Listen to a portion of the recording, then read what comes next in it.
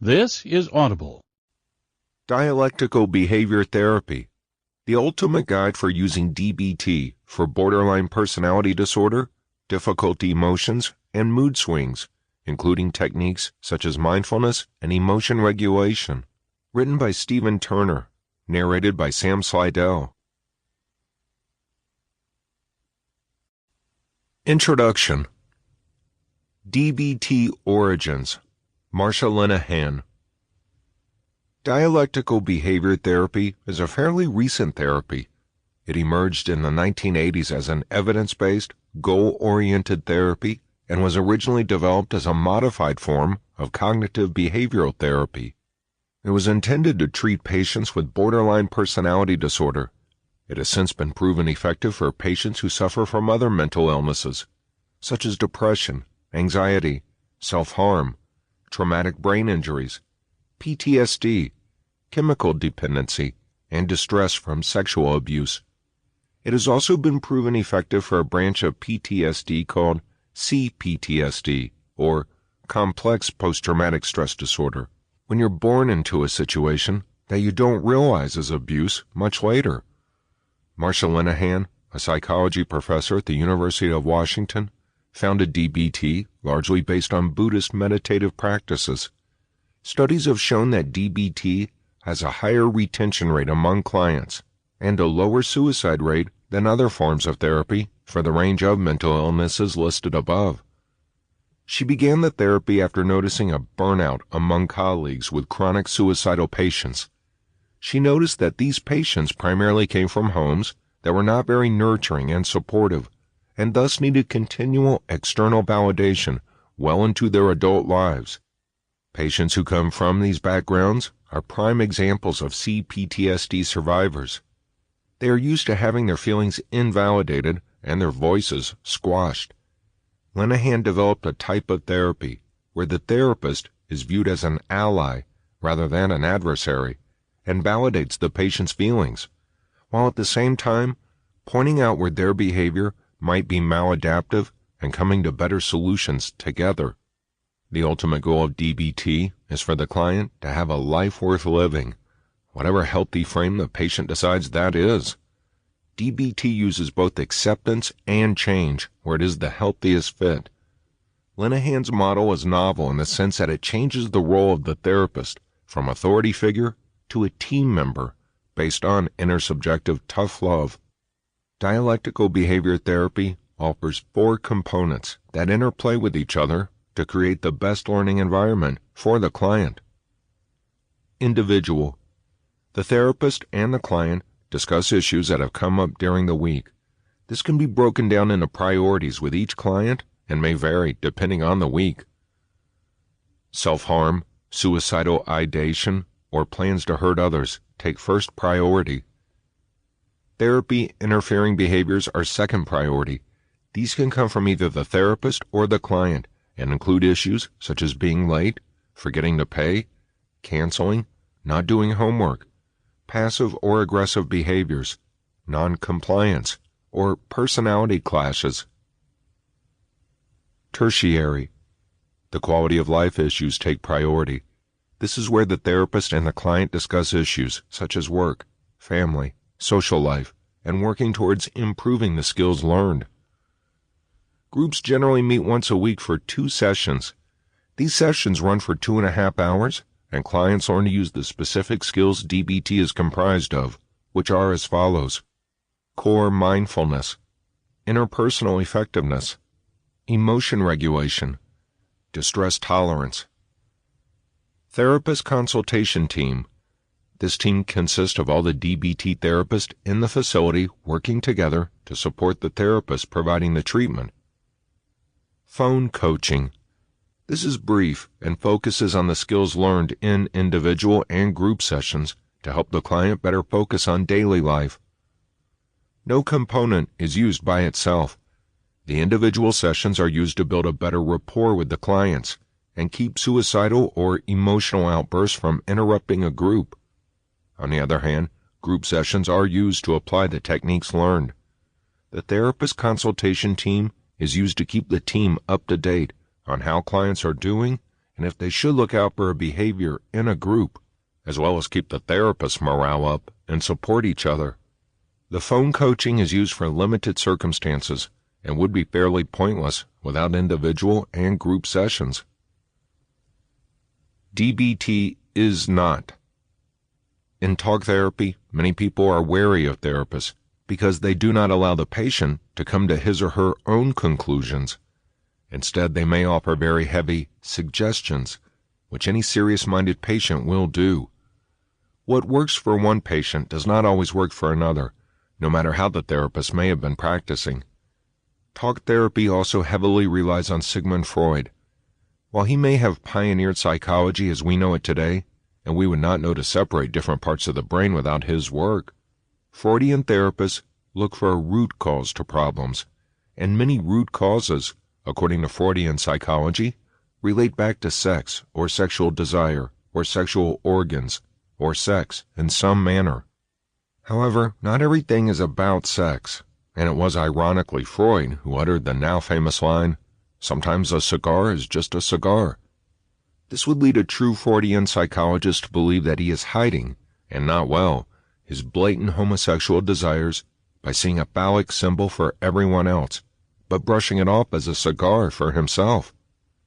Less is known about the yonic symbol, that of the female sexual desire, and in the shape of a triangle, because women were not supposed to enjoy sex in his time, nor were men supposed to treat women as anything other than a sex symbol.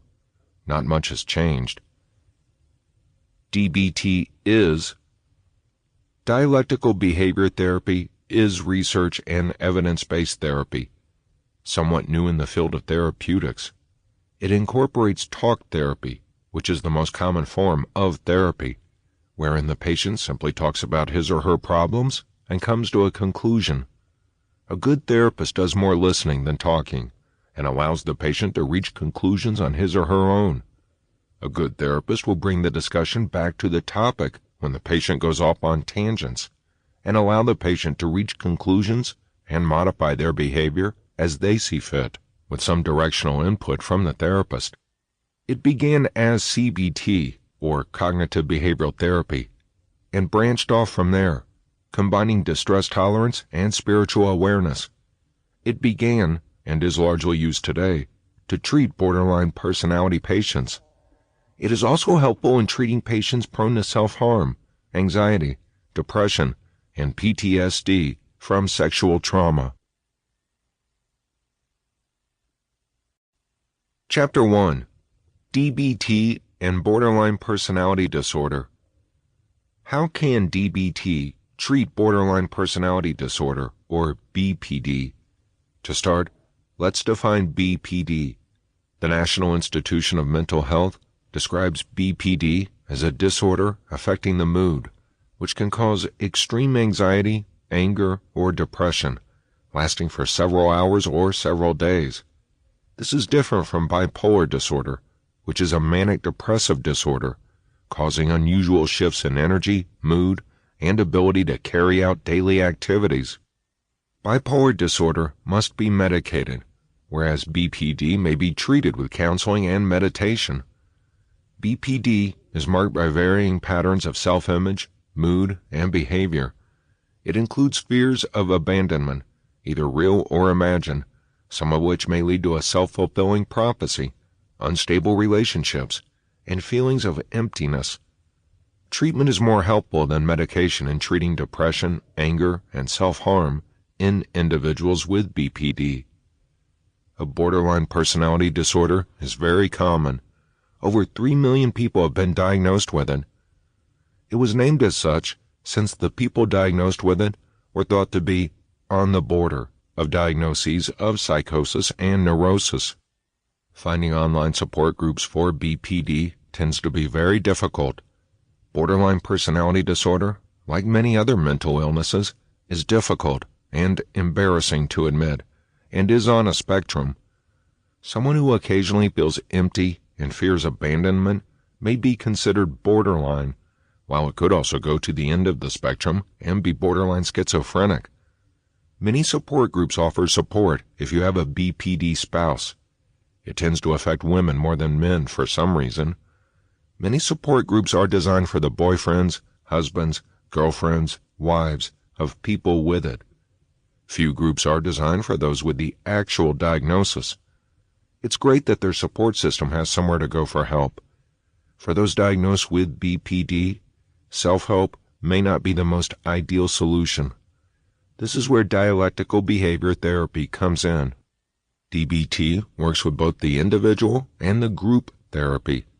This is reassuring for several reasons. Primarily, the individual therapy, like any mental illness, is necessary so that the patient feels heard. The group therapy is especially important in DBT because this is where they learn to utilize the skills. DBT is all about interpersonal relationships. Without the opportunity to practice the skills in an interpersonal setting, the skills are just theory and therefore somewhat useless. The theory may well be fascinating, but it only works on paper, like Marxism. Once you add human beings to the mix, shit gets real. Dialectical behavior therapy is not the only therapy used to treat BPD. It has just been proven to be the most effective. Mentalization-based therapy, MBT, is a talk therapy designed to help people identify and understand what others might be thinking and feeling. The main reason this is less effective is that we have no way of knowing what's going on inside someone else's head, and frankly, it's none of our business. Many people might say, "I don't care what anyone thinks." That line is bull. Everyone cares. What someone thinks of you directly affects how they treat you, and everyone cares about that. However, the axiom that what others think about is none of your business is true. You can pretend not to care about it, or you can admit that you do, but at the end of the day, it's still none of your business, and there is no way to know what someone else is thinking. Secondly, we have no control over someone else's thoughts or actions, so spending time talking about them is a fairly pointless endeavor. We can control only our own actions. We can't even control our own thoughts. We can make a concerted effort to think about something else, but in trying not to think about something, we think more about it. Thoughts are not like ants marching in a straight line, easily discernible one from the next. They're more like ants swarming on a cookie, completely indiscernible from each other and not entirely in our control. But we can control our actions. Transference-focused therapy, TFT, is used to help clients understand their emotions and interpersonal issues through the relationship they build with their therapist, and then they learn to apply those skills to other people. This therapy is less effective because patients and therapists will never have an equal relationship. A patient is supposed to walk into a therapist's office and mentally strip down naked in front of a complete stranger. If the patient knows that much about the therapist has certainly crossed the line of professionalism. Because of the wall of professionalism, a patient-therapist relationship will never be equal. Because of this inequality, whatever skills the client has learned here are somewhat diluted in the real world, where relationships are not automatically an authority figure setting. Good psychiatric management, GPM, provides a sort of toolkit for therapists to adopt and use for clients with severe mental illnesses. This therapy sort of works as a cherry picker from all other forms of therapy to adapt to individual clients.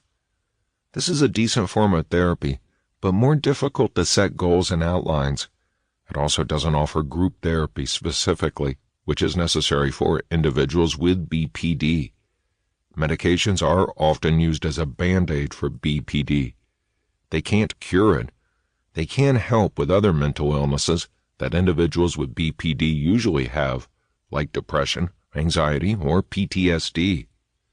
Even with those mental illnesses, therapy is encouraged. Self-help is encouraged for all people with mental illnesses, and those who have not been diagnosed with any, they probably have some, who doesn't. Self-help includes things like sleeping, hydrating, exercising, socializing, doing activities you enjoy, and getting alone time. DBT is most effective for BPD because it focuses on the present moment, the present emotion. The concept of mindfulness teaches skills to control the present emotion, self-harm, and impulsivity. DBT is a proactive and problem-solving approach designed specifically for BPD. DBT uses a one-on-one approach with a therapist who is trained to be less of an authority figure and more of a teammate, as well as groups that are designed to help people learn how to use interpersonal skills. However, because it has been found to be so effective, it is used for other mental illnesses as well. Mental illnesses all tend to overlap somewhere. There is no mental illness in a vacuum. Chapter 2. DBT and Difficult Emotions and Mood Swings. On the surface, BPD can look like bipolar, but as stated, they are different disorders. The same can be said for difficult emotions and mood swings. That is a very vague description of mental illnesses, as all emotions can be difficult.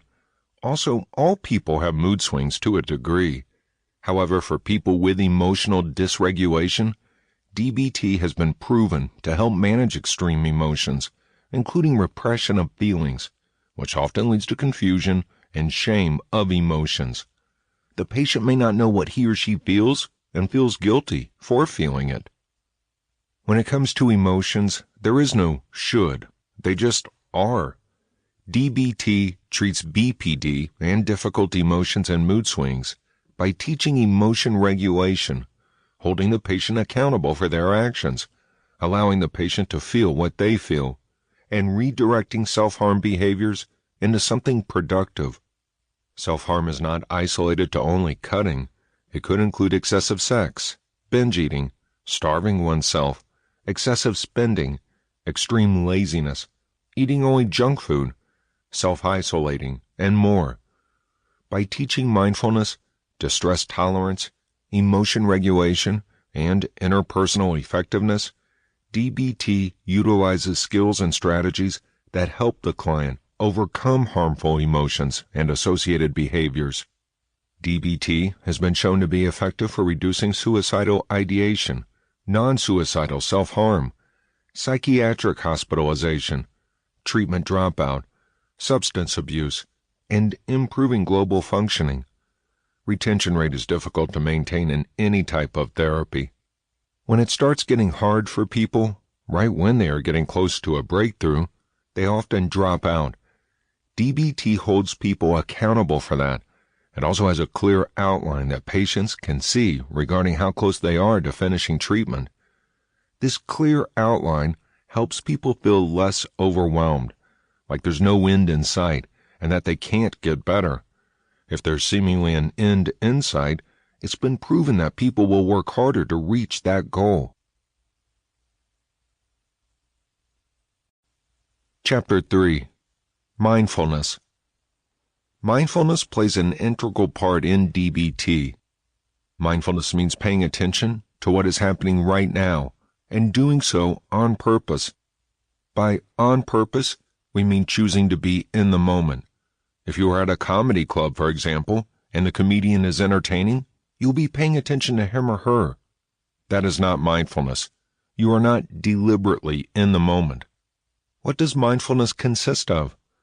Mindfulness is having a wise mind and being present in the moment. There are many facets to being mindful. It consists of observing, describing, and participating in the present moment. What does it mean to do these things? It means not to let your mind wander. Bring it back to the present moment.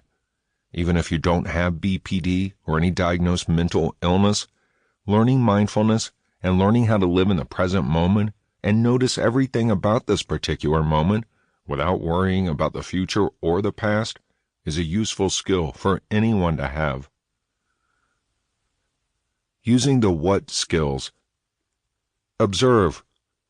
One facet of mindfulness is that of observation. A mindful person observes his or her surroundings. Think like a spy or a fraud psychic, like Burn Notice or Psych or Monk. The main characters of those shows are hyper-observant. They notice details the average person would miss, which is why they're fictional characters. In real life, however, an average person can still be mindful without solving crimes in their sleep. The type of observation that is necessary for mindfulness is, quite simply stated, observing the present. However, because mindfulness is the psychological process of bringing one's attention to the present, that definition is rather redundant. To get a deeper understanding of why observation is necessary for mindfulness, we must first understand what it is we are to observe and why it is necessary. Mindfulness in any degree relies heavily on emotions, or the lack thereof. Because we are discussing mindfulness in the context of DBT, we will discuss mostly emotion, or the lack thereof. Let's first discuss lack of emotion. To simply lack an emotion is not mindfulness. That is the opposite of mindfulness, because it creates apathy or emptiness, both of which are numb states of being. The lack of emotion in mindfulness is closer to having reached a state of nirvana, wherein you feel calm and peaceful. While calm and peaceful are emotions, they are much less intrusive emotions than most others, including the actual lack of emotions, such as apathy and emptiness, as we've discussed. Apathy or emptiness often results in being on autopilot, which is the opposite of mindfulness. Mindfulness is a deliberate state of being. Think, for example, your drive home from a familiar place. Your mind wanders. You maybe think about what you're going to make for dinner, or why Billy's teacher is calling you, or that excellent comeback you should have said to Susan at work. Man, she's annoying. You're on autopilot. There are days you wondered if your car didn't drive itself home because you don't remember how you got there. Autopilot is useful. It saves time and energy. It helps us become good at what we do. If a basketball player, for example, has to think about dribbling and running, he or she will make a horrible player. Instead, they run on autopilot. They are not being mindful of the present moment because they have to think about the whole game. Whose skills are best utilized for what? Who's going to catch this pass? Who's going to make the shot? Who's going to pass it to someone who is? Autopilot is an extremely useful part of our everyday lives.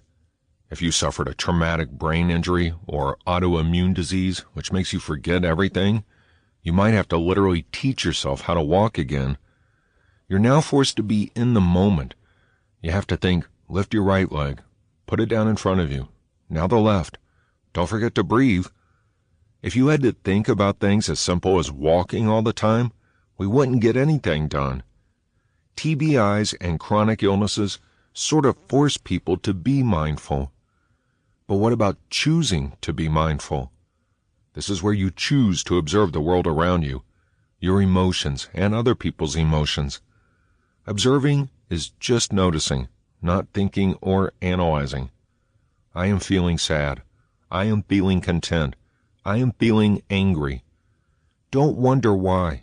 Just notice. That person is smiling as if they're happy. That person is scowling as if they're angry. That person has no outward emotional facial expression as if they're content. Since you can't actually know what someone is feeling, you take an educated guess based on body language at face value. Observing is sort of a check-in point. We check in with what we are feeling. When we observe, we contact. We make contact with the present moment. When we think, we distance. We distance ourselves from the present moment, even if we are thinking about the present moment. For example, why am I happy is a thought that takes us away from the present moment of simply being happy. We wonder what has happened or will happen to make us so, which puts us in the past or future. But I am happy is just noticing, observing, and making contact with the present moment without analyzing it. When we observe and check in, we are more apt to make better decisions for ourselves. We check in with our bodies and realize we need food or rest. We check in with our sensations and notice or realize that we need external stimulation or silence. We check in with our thoughts and are better able to make more correct decisions for ourselves at this moment. Observing is just noticing and checking in. Sounds pretty simple, right? But how often do we actually do that? When you're watching TV, for example, are you watching it, or is it more white noise while you do other things? Human beings have become so adept at multitasking that we almost don't even realize we're doing it anymore. Autopilot and multitasking have evolved over the years and have added layers of protection to our psyches. If we were mindful of every single thing we did, firstly, we wouldn't get anything done. Secondly, it would be exhausting to be that conscientious of everything. However, in the realm of DBT, the observe aspect of mindfulness is extremely helpful. It is this aspect that allows us to slow down for a moment and look at our lives, as if we're looking at puzzle pieces before we look at the whole. We're not even thinking, where does this blue corner piece go? We're thinking, here is a piece, it is blue, it is shaped like a corner. It may feel frustrating to know it belongs in the corner, but to have to slow down and just observe that it is a corner piece. However, like math, DBT works best if you don't skip steps. For DBT novices, or even professionals, the best place to start observing lies in your breathing. I am inhaling. I am exhaling. I feel the rise and fall of my chest. I am inhaling deeper. I am holding my breath. I am exhaling slower. Now I feel the rise and fall of my stomach. When you focus on your breathing like that, you are forced to focus on the present. When you feel your mind wandering, you can just bring it back to your breathing. Observing is all about staying in the present. You can also observe your other senses. I feel cool wind on my face. I feel the sun on my face. I feel the perfect temperature of an air-conditioned office building on my face. Move on to the other body parts, other sensations. But remember, this is all about noticing, not judging, fixing, or even thinking about it. Just noticing. I feel the pressure of my seat against my legs, bottom, and back. I am touching the couch with my fingertips. I feel a hole in my sock. However, don't get distracted by the hole. Carry on. Notice. You may want to do a full body scan. I feel my heart beating. I feel the denim against my legs. I feel my calf muscles twitch. I feel my stomach rumble. When you've noticed everything about and around you that you can feel without getting up and touching anything, start noticing sounds. I hear the air conditioner. I hear the clock. I hear the traffic. I hear a dog barking. I hear my stomach growling. I hear the TV. When a sound arises in your mind, listen to it. Notice it. Then move on. Move on to another sense. I see a door. I see a man in a red jacket. I see a wet floor sign.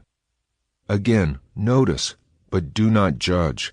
Do not spend time on any one image, just long enough to notice it. I see a TV. I see fried chicken. I see two people talking. Don't stop to watch the TV or listen to the conversation or eat the chicken. Just notice that they are all there. Move on to taste without actually eating. I taste the remnants of my toothpaste. I taste the filling from the dentist appointment this morning. This is a much harder sense to observe unless you are physically eating something. Observe any smells in the vicinity. I smell that fried chicken. Refrain from eating someone else's fried chicken, no matter how good it smells or looks. I smell cigarette smoke. I smell babies. They have a specific smell, although it's hard to describe. Please refrain from eating babies, too, no matter how good they smell. I smell rain. I smell a construction crew repaving the road. The sixth sense is thought. Notice your thoughts come and go. Do not cling to or actively avoid any of them. Like feelings, they are neither good nor bad. They just are. Observation is experiential. That is, it must be experienced. It cannot be learned through discussion or books or even movies. To observe is not to label. Just notice. Notice with your wise mind or the place where your reasonable mind and your emotional mind overlap. It's difficult as humans not to label things, because language is tied up so intricately with thought and memory. This audiobook, or any other, cannot describe what we're seeing without labeling it, because to convey messages to another requires the use of words, and therefore labels. Yet, in practice, in your wise mind, you don't need words. You just need to use your senses to discover the world around you. You may be tempted to zone out, or maybe even do so on accident. However, that would be counterproductive to mindfulness. Mindfulness isn't just being presently there. It's all about being there in the present. Doing so opens us up to the wise mind. When the emotional mind and the rational mind overlap, you just know something is true. You don't have any fear or anxiety about it. The wise mind is that aha moment, often felt in the gut. Your brain might lead you astray. Your heart will, on at least occasion, lead you astray. Your libido will definitely lead you astray. However, your gut will not lead you astray.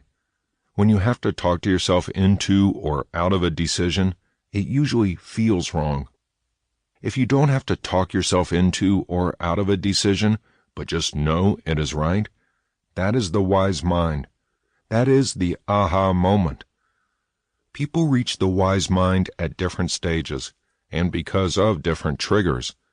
It is not something that is reached once and then forgotten about. Our emotional minds and our rational minds have an ongoing struggle. When they come to an agreement, it is a wise mind place of negotiation. We may have several of these moments a day, or we may have only several in a lifetime. Describe. Describing is the next step in mindfulness. In the Observe section, the book does describe this to a degree because it must use language. Your brain, however, need not describe something in order just to notice it. Take an activity that may not be pleasurable to you. For example, again, washing dishes. In the last section, we sort of zoned out during the dishwashing because it simply had to get done. In this section, let's describe everything about the activity without focusing on feelings. The water is hot. This plate is slippery. There is some gunk stuck to this dish. The dish soap smells good. Describing is another skill set used to help us stay in the present. It is also useful to apply verbal labels to feelings. In the Observe section, we notice that we were happy. Again, because we need words to communicate via writing, we use the word happy. In this section, allow your brain to use the words. I am happy. I am upset. We can even go into further detail about why we are feeling such things. I am happy I got to see my niece. I am upset my client canceled at the last minute. When we get in the habit of describing simple tasks, such as washing the dishes, or feelings, such as happiness or being upset, we are better able to both communicate and manage our emotions and our day-to-day lives. Emotions and facts, however, are not always synonymous. For example, a rape survivor may hear an accent similar to that of her rapist and feel afraid, but she is not in any present danger. The mind reacts to past triggers and events as if it were in the present. While this presents an added complication to anxiety or PTSD patients, coming back to the actual present, being mindful, helps to reduce the perceived danger. Your anxiety may present the thought, no one likes me, or I am unlovable. These are just thoughts, though, and thoughts are not always fact, because every person's thoughts first must filter through layers. Facts are often subjective. There do exist in reality some completely objective facts. While these facts are presented in the form of thoughts, everything is presented in the form of thoughts, thus negating the validity of many thoughts. Describe your thoughts in conjunction with what is going on around you and inside of you to assess better if the thoughts are facts or not. I am going to fail this exam is just a thought. Describe your body. Do you have sweaty palms, an upset stomach, Even if these things are true, it still may not be fact that you're going to fail because you don't know yet. If you switch your thinking to, I am going to pass this exam, you still may have the sweaty palms and upset stomach. It is still just a thought, neither true nor untrue, because the future is an unknown variable. Bring your mindset back to the present. Describe what you're feeling in the present tense. I feel anxious about the upcoming exam. Notice your surroundings. Are your palms sweaty? Do you have an upset stomach? The statement in the present tense is more likely to be accurate and easier to ascertain accuracy. Take the thought again. No one likes me. That is present tense.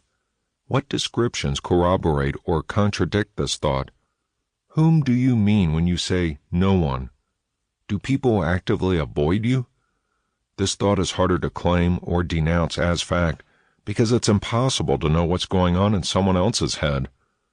When you describe an event or a feeling without judgment, it may become apparent to you that the thoughts and experiences are separate from each other. That's not to say the thoughts and experiences aren't real. They are very real. The feelings they represent are very real. The thoughts and feelings may be about an experience in the past that's triggering thoughts and feelings in the present. Those thoughts and feelings are still real. You may have thoughts and feelings related to an experience that never happened in reality. Those thoughts and feelings are still real. It's all in your head, is something ignorant people say when they don't want to discuss something.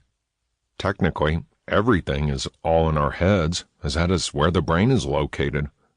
Other people may dismiss your thoughts and feelings as invalid. If you do the same, you're left with no footing on which to assess them. Thoughts, feelings, and experiences are all valid and unique. Two identical twins could have the same experience and have completely different feelings about it because they've led different lives. They have different pasts from which to draw conclusions. Two people could have experienced the same event and have totally different experiences. For example, and this is controversial, but it's based on fact and life experience, an American woman went through a Holocaust museum once with another woman who'd been raised in Berlin.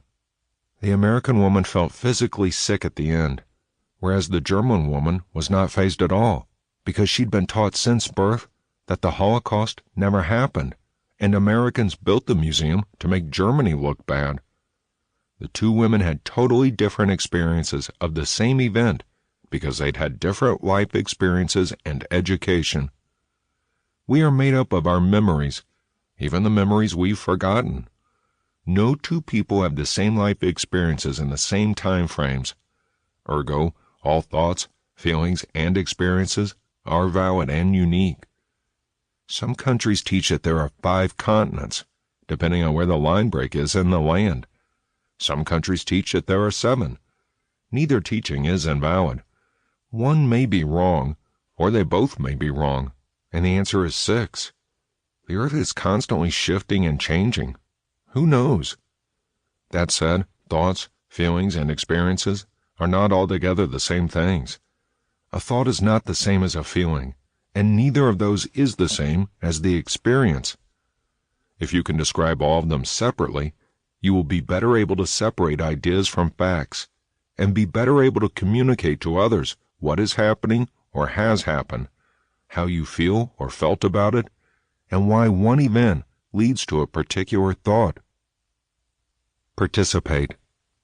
There are a variety of mindful exercises to practice either in group therapy or individual.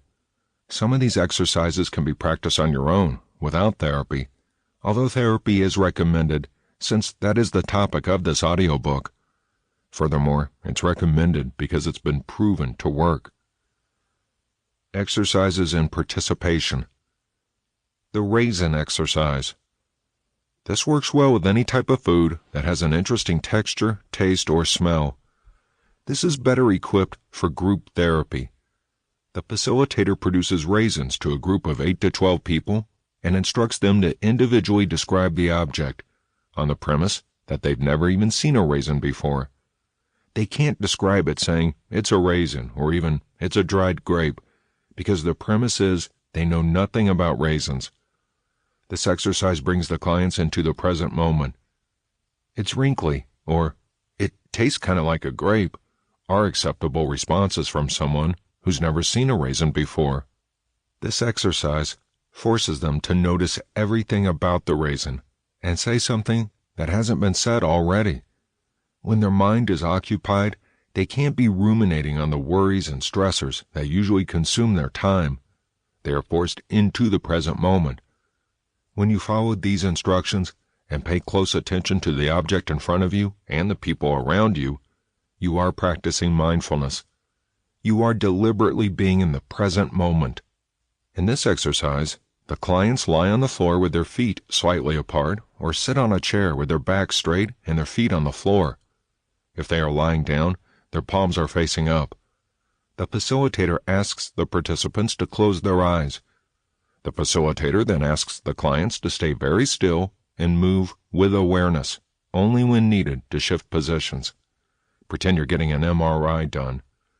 That kind of non-movement. If you have involuntary twitches, it won't disrupt anything in this exercise, unlike the MRI. The facilitator brings the clients' attention to their breathing. They're not asked to change their breathing patterns in any way, but just to notice them. Clients may realize they're not breathing as deeply as they should be. Participants may change their breathing style without being aware, but either changing involuntarily or not changing is not important. What's important is noticing. Do you breathe through your nose or mouth? Do you exhale through your nose or your mouth? Do you feel your stomach or chest rise and fall? What is the rhythm of your breathing? Just notice these things without doing anything about them. The facilitator then brings attention to the body and how things feel in contact with it. Notice how your clothes feel against your skin. Notice the pressure of your body against the floor. Notice the temperature in the room. Again, do nothing about these things. Just notice them. The facilitator then asks the participants to notice how the body feels in and of itself. Notice the beating of your heart. Notice any parts of your body that feel weak or strong, heavy or light. Notice if any part of your body is numb or tingly or in pain or feels nothing at all. Some bodies and some parts of some bodies may be hypersensitive to touch or temperature. People with fibromyalgia, for example, may feel like their bodies are on fire.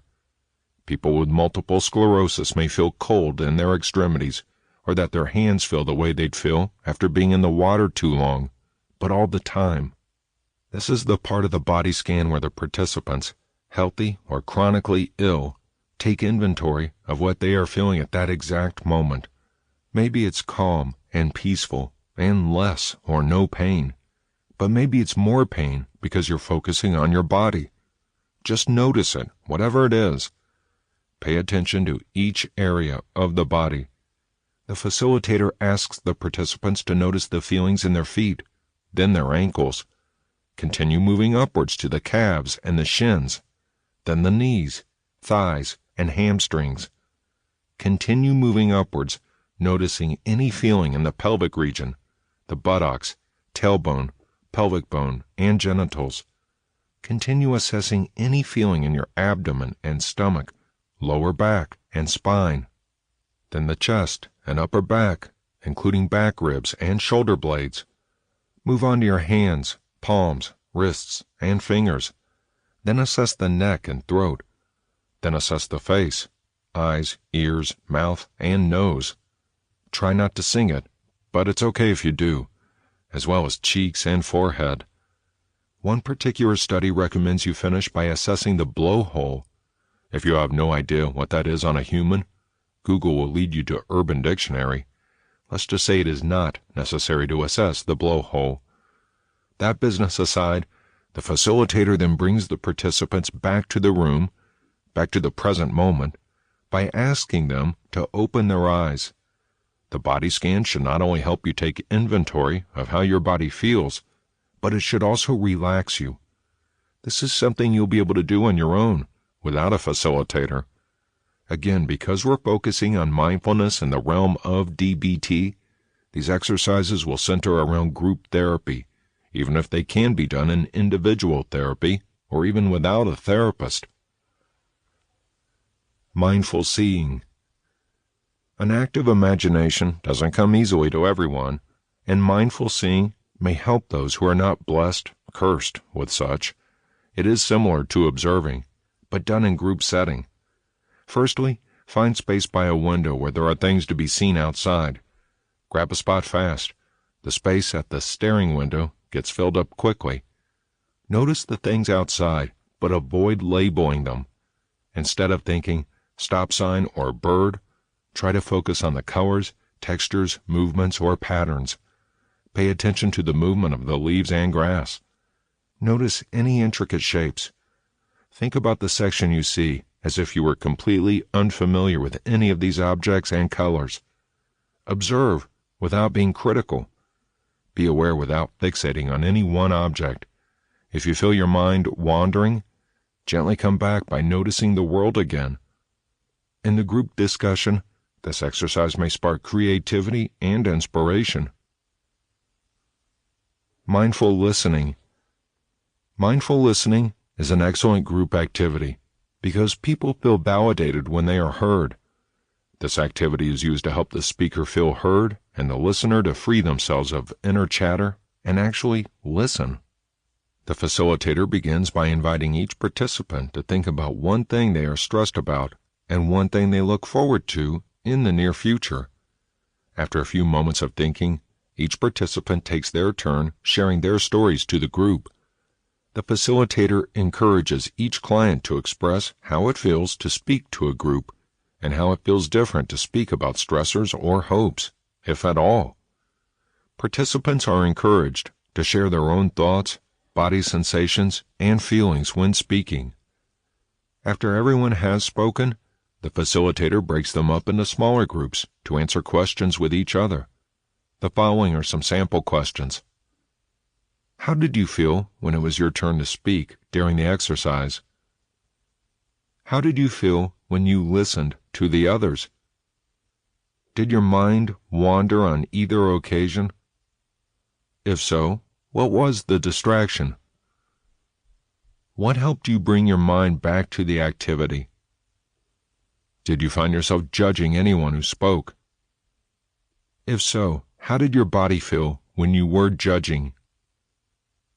How did your body feel right before you spoke?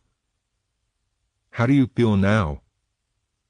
What would happen if you practiced mindful listening with everyone? Would mindful listening change the way you interact with others? If you set the intention to pay attention to every interaction with kindness, curiosity, and openness, how do you think that would feel? The self-compassion pause. This is a worksheet. It begins by noting the date and asking the participant to notice if the awareness is felt in their heart, body, or thoughts on the current day. The worksheet provides a short description of the importance of self-compassion for maintaining a higher quality of life. These ideas might include changing the inner dialogue from negative to positive, so you always have a support system instead of being torn down. Or, by being compassionate towards yourself, you are better able to forgive yourself minor infractions and move on with your day, thus not creating more infractions by self-loathing. Next, take a moment to pause both thoughts and actions with a focused awareness that being mindful can help in any area of life. Then put a hand over your heart, give yourself a hug, or make physical contact in some way with yourself, and take a few deep breaths. Next, acknowledge suffering. Do not dwell on it, but acknowledge that it is a part of daily life. Say something like, "This is suffering," and give an example from your own life. Recognize that suffering is a part of being human, and all humans suffer. Say it out loud to be more mindful. Say a phrase that you feel offers self-compassion, such as, "I love and accept myself as I am," or "I am proud of my accomplishments and working on my flaws." Something that tells your brain you love yourself.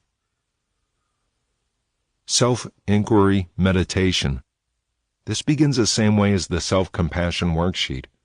Take note of the date and how you are feeling mentally and physically, and what you're thinking about. The worksheet offers a short description of self-inquiry and its benefits. It might say something like this: checking in with yourself brings you to the present and allows you to know and address any feelings or pain you might have. To begin, first take a comfortable seat and allow yourself to settle into your body and mind. Try to let go of thoughts and clear your mind. Next, focus your attention on being you. What does this feel like? What does that mean? What characteristics make up your core self? If you find your mind wandering, bring it back to the exercise by asking, to whom is this thought occurring? Perform this exercise for as long as you're able. The more you practice, the longer you'll be able to think about your inner self without getting caught up in the hustle and bustle of everyday life.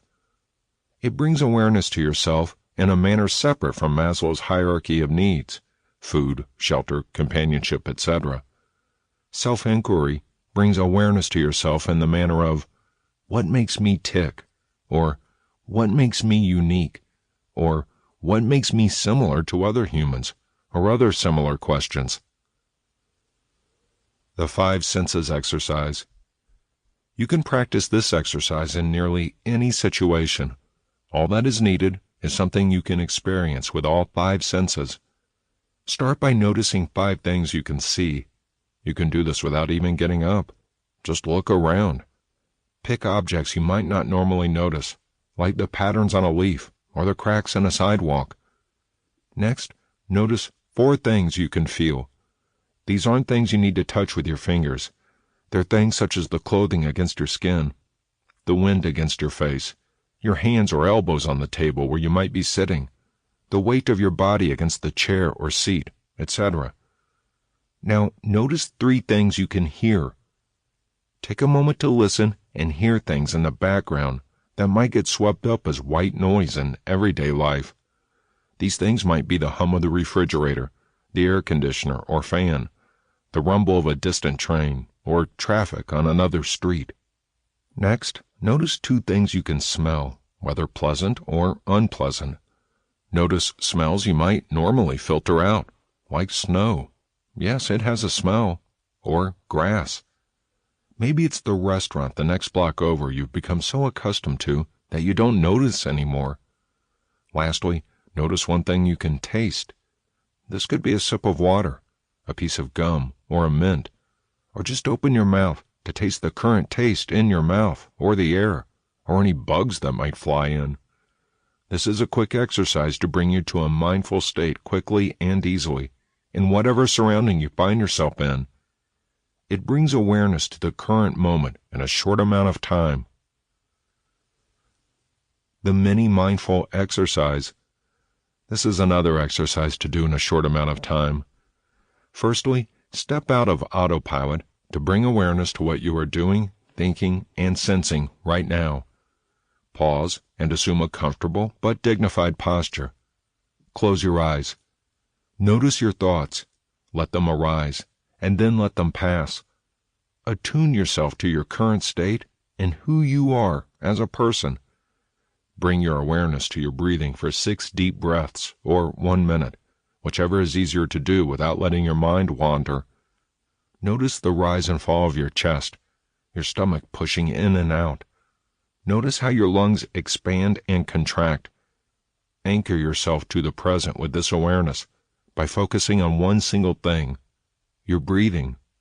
Next, expand your awareness outward, first to the rest of the body, then to the surrounding environment. When you expand your awareness to your body, notice any sensations you might be feeling, like any numbness or tingling, any burning or aching. Notice any tightness or extreme temperatures, or feeling lightness or heaviness. Remember that your body should not be separated from your mind.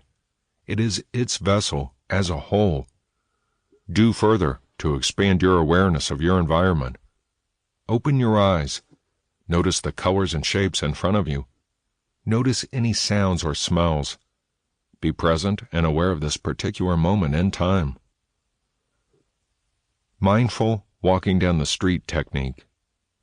As humans, we can observe our thoughts without reacting to them or needing to fix them. We don't need to hide or solve them. They just are. This awareness creates space for both impulse and planned action, which can help develop coping skills and positive behavioral change. The facilitator asks the participant to visualize themselves walking down a familiar street. In this scenario, the client sees someone they know and waves at them, but is not greeted back. The other person gives them no recognition in this scenario, but just continues walking. The facilitator then asks the client, "As you were imagining, did you notice any of your thoughts?" And, "As you were imagining, did you notice any of your emotions?"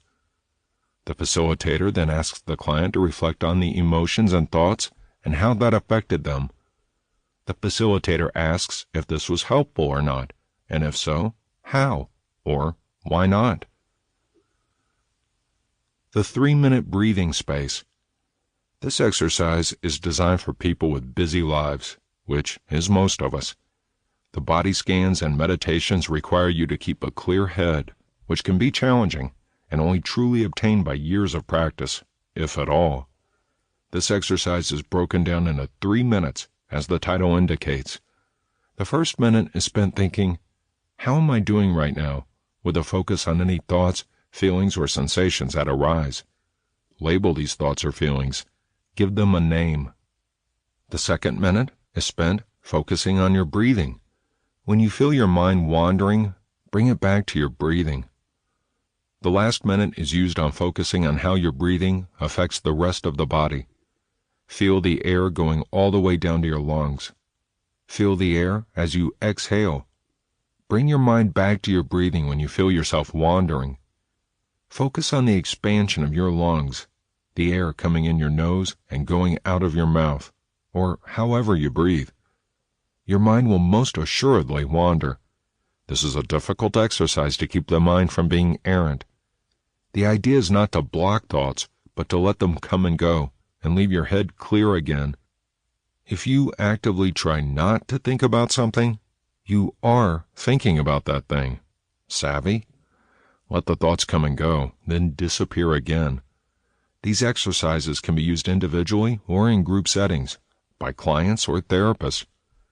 Mindfulness, like any exercise, takes training to master, and even after you have become a mindfulness Jedi, you will still need to practice daily. Recognize that mindfulness takes training of the mind, and it will take time to see the benefits of it. It is a new way of thinking, but the key is to persevere. Approach the skill with self-compassion. Allow for some leeway and flexibility among techniques, and allow for self-reflection, which may be difficult, but it is the most important part of any useful therapy. Using the how skills. Non-judgmentally. As previously stated, each person looks at the world through his or her own lens. Because of this, no person is truly non-judgmental. We ascribe labels to things, whether consciously or not. Things are good or bad, moral or immoral, right or wrong. We may not even realize we're doing this. There are some exercises, much like the mindful exercises, that help us practice non-judgmental mindfulness. Let's discuss a few. Visualize removing the lenses of judgment. Imagine you're wearing a thick pair of glasses. You've worn these glasses for so long that you don't even realize you're wearing them. However, they are your lenses, through which you view the world. They are layered with your experiences, your thoughts and opinions, and even the thoughts and opinions of others, simply because they are in your sphere of influence. Imagine taking these glasses off. In the past, you have put other people's glasses on over these. You have, in the past, even taken off your glasses momentarily to wear another pair. But for this exercise, you're just taking your glasses off. You're not putting on someone else's. You're just taking yours off. It feels naked, doesn't it? Without your skewed view of yourself, the world, and others, how does everything look now? Try describing yourself in this manner, as objectively as possible. In this exercise, Try not to use words that connote an opinion, such as handsome, whereas attractive is more objective. The word fat has negative connotations in society, but if you take away the judgment, it's just a describing word. How do you describe yourself with the glasses on? Might it go something like this? I'm tall, I'm obese, I have a long nose, and blue eyes, and red hair. I'm pretty anyway. How does it sound without the glasses? I'm tall, I'm overweight, my eyes are blue, my hair is red, I'm average in attractiveness. It may sound better or worse without the glasses, depending on how you see yourself. Describe your best friend with and without the glasses. She has long hair and crooked teeth.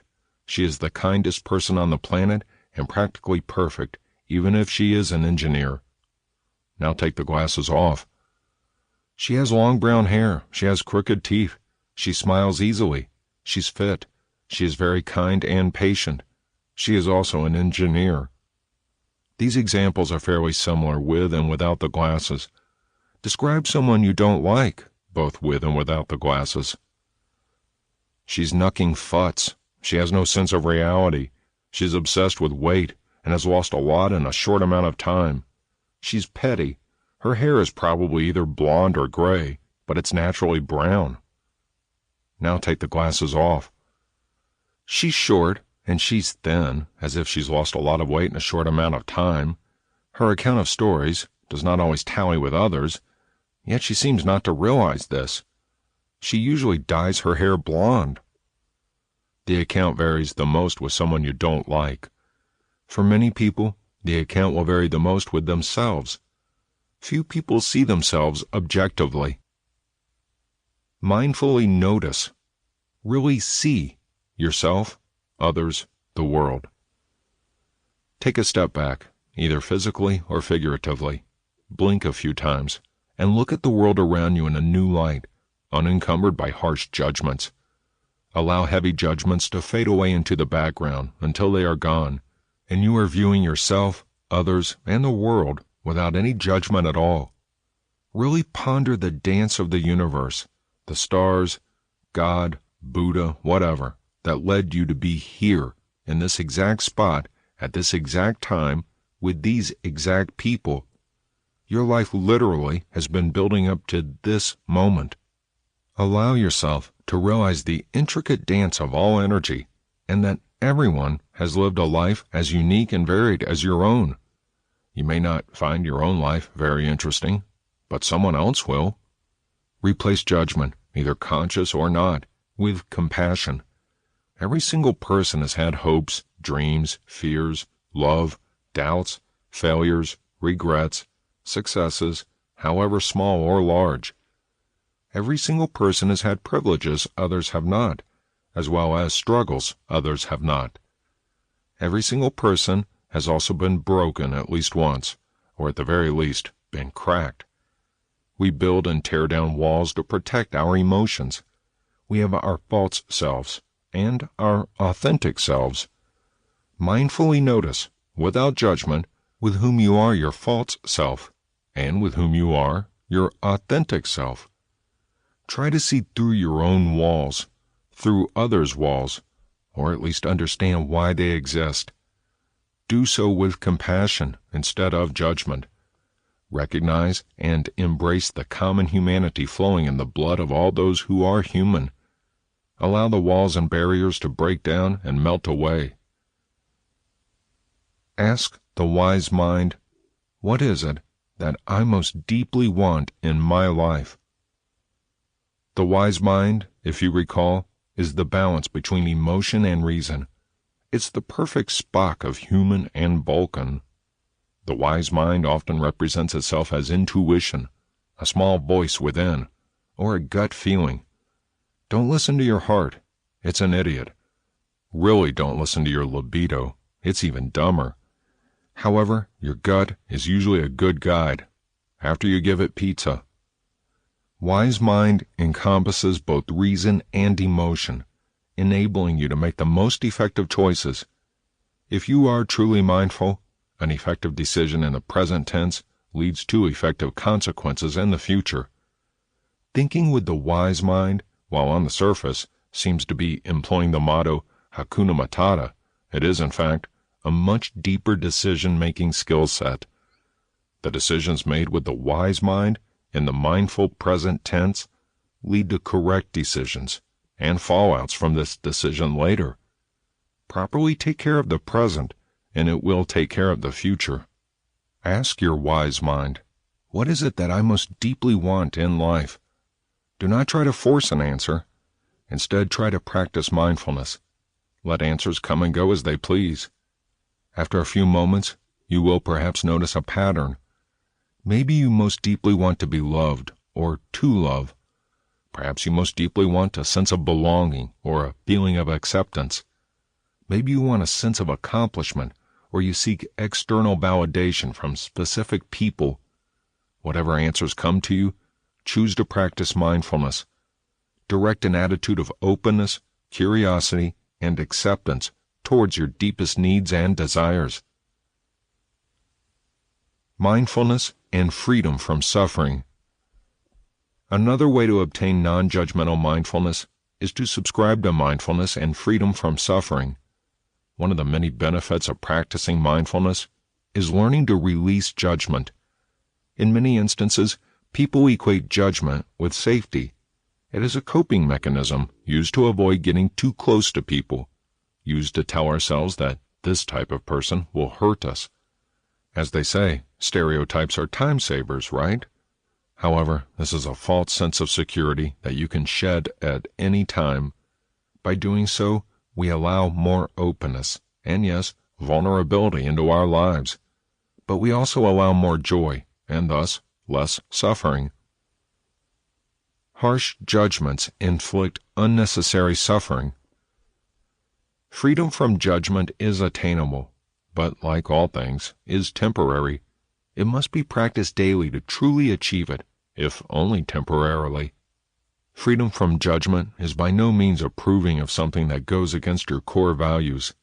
It simply means accepting the person as they are. Freedom from judgment does not mean, I love you anyway. The anyway is a qualifying term that implies inherent judgment. Freedom from judgment means, I love you. I see your flaws, and I recognize it's not my place to try to fix them. I accept and love you exactly as you are. This does not mean it is not necessary to set boundaries with people. It absolutely is. You can accept someone and love them just as they are while still setting firm boundaries in the relationship. Being free of judgment against yourself does not mean you don't work on your flaws. It also doesn't mean, I love me anyway. It means, I love me. I'm aware of my flaws, and I'm working to correct them. I'm not aiming for perfection, and I know it's not even possible. I'm aiming for better than yesterday, and even when I backslide, I still love me. When you release judgment against yourself and others, you make room for love and acceptance. When you get rid of the judgment, you also release the accompanying fear, anxiety, and doubt. Non-judgmental mindfulness gives you the power to change what is in your control. However, it is difficult to discern what is in your control. Non-judgmental mindfulness enables greater awareness, open-mindedness, and curiosity. What happens around you and to you is rarely, if ever, in your control. However, your response, reaction, or lack of reaction, and the meaning you ascribe to events is within your control. Human beings are storytellers by nature. When the facts we have don't tell the whole story, we fill in the blanks, either consciously or unconsciously. These blanks, even at a level below the conscious, are within our control, because there comes a point in every story that the blanks are at a conscious level. Thus, the meaning we ascribe to events is within our control. Human beings are also creatures of habit. We fall into a routine, and whether that pattern is healthy for us or not, we don't often question it until the pain of remaining stagnant outweighs the pain of change. Look back on your life and your interaction with others. If you are prone to harsh judgment, how has that affected your life, your relationships, negatively or positively? Being non-judgmental has its pros and cons. However, simply being non-judgmental is not the same as non-judgmental mindfulness. No one is truly non-judgmental. Even moments of being, or even seeming, non-judgmental require practice. However, non-judgmental mindfulness requires immense practice. Firstly, one must practice being non-judgmental. This requires some self-reflection and having conversations with yourself that may be difficult. For example, the way you perceive others. Does it bring you closer to them or cause a rift? The way you perceive yourself. Does it allow for increased authentic self-knowledge? Who do you think you are? Who do others think you are? There will always be a divide, especially depending on the others in question. But is this divide more of a crack or a chasm? Does your mindset allow you to take healthy risks and reach for your value-based dreams? If you discover that your mindset is more judgmental than you'd like, and that it hinders you in some way from building lasting relationships or pursuing healthy goals, pause for a moment. Step back. Try releasing all judgment. Allow yourself to feel safe in this new sphere of non-judgment. Non-judgmental mindfulness is being non-judgmental in the moment. Practice non-judgmental mindfulness in some small way every day. For example, if you notice yourself actively engaging with a judgmental thought, allow the thought to linger for a moment. Then ask yourself if that line of thinking is productive. This increases mindful awareness and productivity. If judgment equates to safety, try practicing compassion towards yourself, wherein you still feel safe, but more equanimous. Judgment may feel like your safety zone, but it's never too late to create a new safe space. 1. Mindfully. The idea of one mindfully incorporates doing only one thing. As humans, we have become so adept at multitasking that we often don't even realize we are doing it. To be one mindful, you must start with doing only one thing. If you are eating, eat. Don't eat and watch TV. If you are listening to a friend, listen to your friend without bringing out your phone. If you are working, just work. Don't worry about what might be going on at home. The one mindful practice helps you give your full attention to the task at hand. It helps you do your best job when your mind is not fragmented and distracted. The orange exercise. Any fruit with a peel will work, but for now, we'll use an orange. Put the orange on a dish in front of you. Look at it closely. Take your time. Think about where it came from, the tree where it grew, the orchard that housed the tree, the state it may have come from. Think about the other oranges in the grove, the sun, the soil. Think about this particular orange being picked for produce from the tree. Observe its color and shape. Is it exactly round? Exactly orange? Do you notice any markings or dents? What else do you see about this orange? Take your time. Now begin to peel the orange. Notice that mist may arise from it. Smell the orange. Pull the white part from the peel. Does it feel oilier? Does it smell more bitter? Pull a section of orange apart from the rest. Notice the texture and smell. Peel the white part from off of the part that holds it together. Is it easy or hard to peel? Are you still struggling with the peel? Do you have to peel the entire orange before you can get a section big enough to eat? Smell it. Observe it. Does it smell sweet? Does it have seeds? You are in no rush. If your mind wanders to Hans Moleman teaching an orange eating class from The Simpsons, it will now. You're welcome. Bring your mind back to the orange in front of you. Is your mouth watering? Are you getting juice on your hands? Are you resisting the urge to put it in your mouth like a giant fake smile? It's a little harder to do that when it's peeled instead of cut, but it's probably still possible. If you struggle with ADHD, bring your mind back to the orange in front of you. Resist the urge to quote The Simpsons or smile like an ape. Or do those things, then bring your mind back. Now bite into the orange. Do you feel the juice dribbling down your chin? Taste the orange. Savor it. Allow the juice to penetrate your entire mouth. How does it taste? Was it perfectly ripe? Not ripe enough? Too ripe? After you swallow this bite, think about how you feel. Now finish peeling and eating the orange. Can you do it without making a mess? That's okay if not.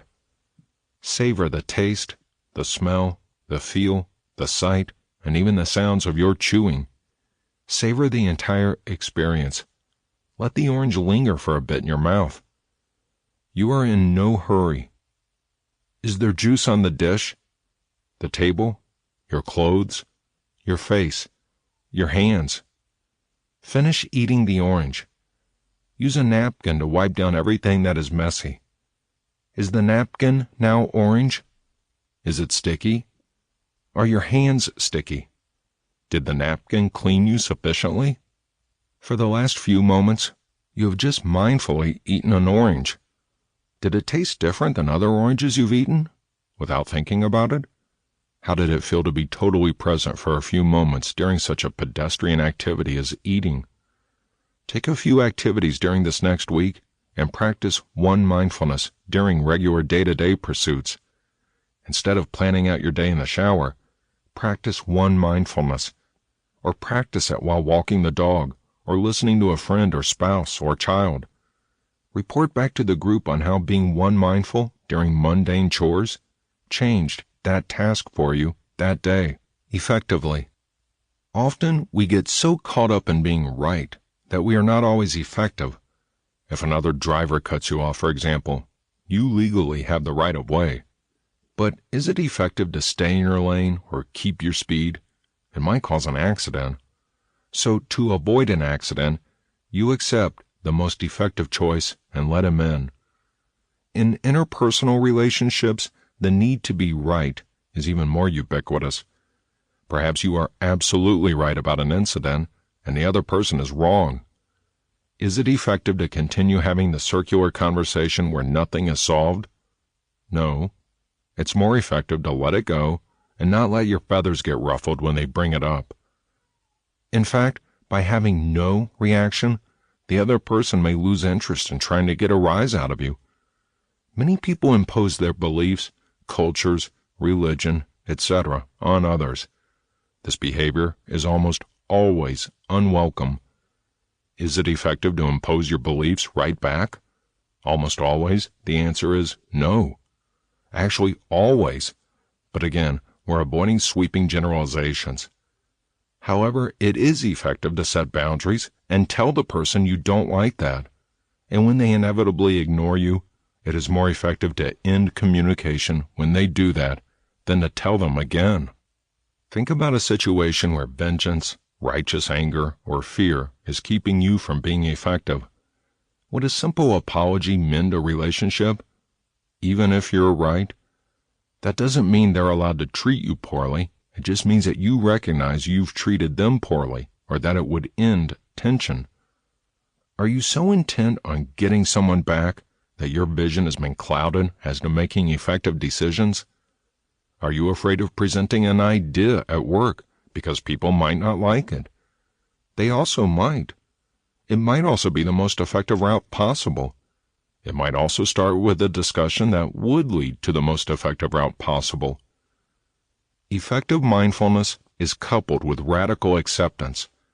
If, as an extreme example, you suddenly stop walking at 35 and are forced to live in skilled nursing homes, assisted livings, and independent retirement communities, it's more effective to radically accept this monumental change than to deny it.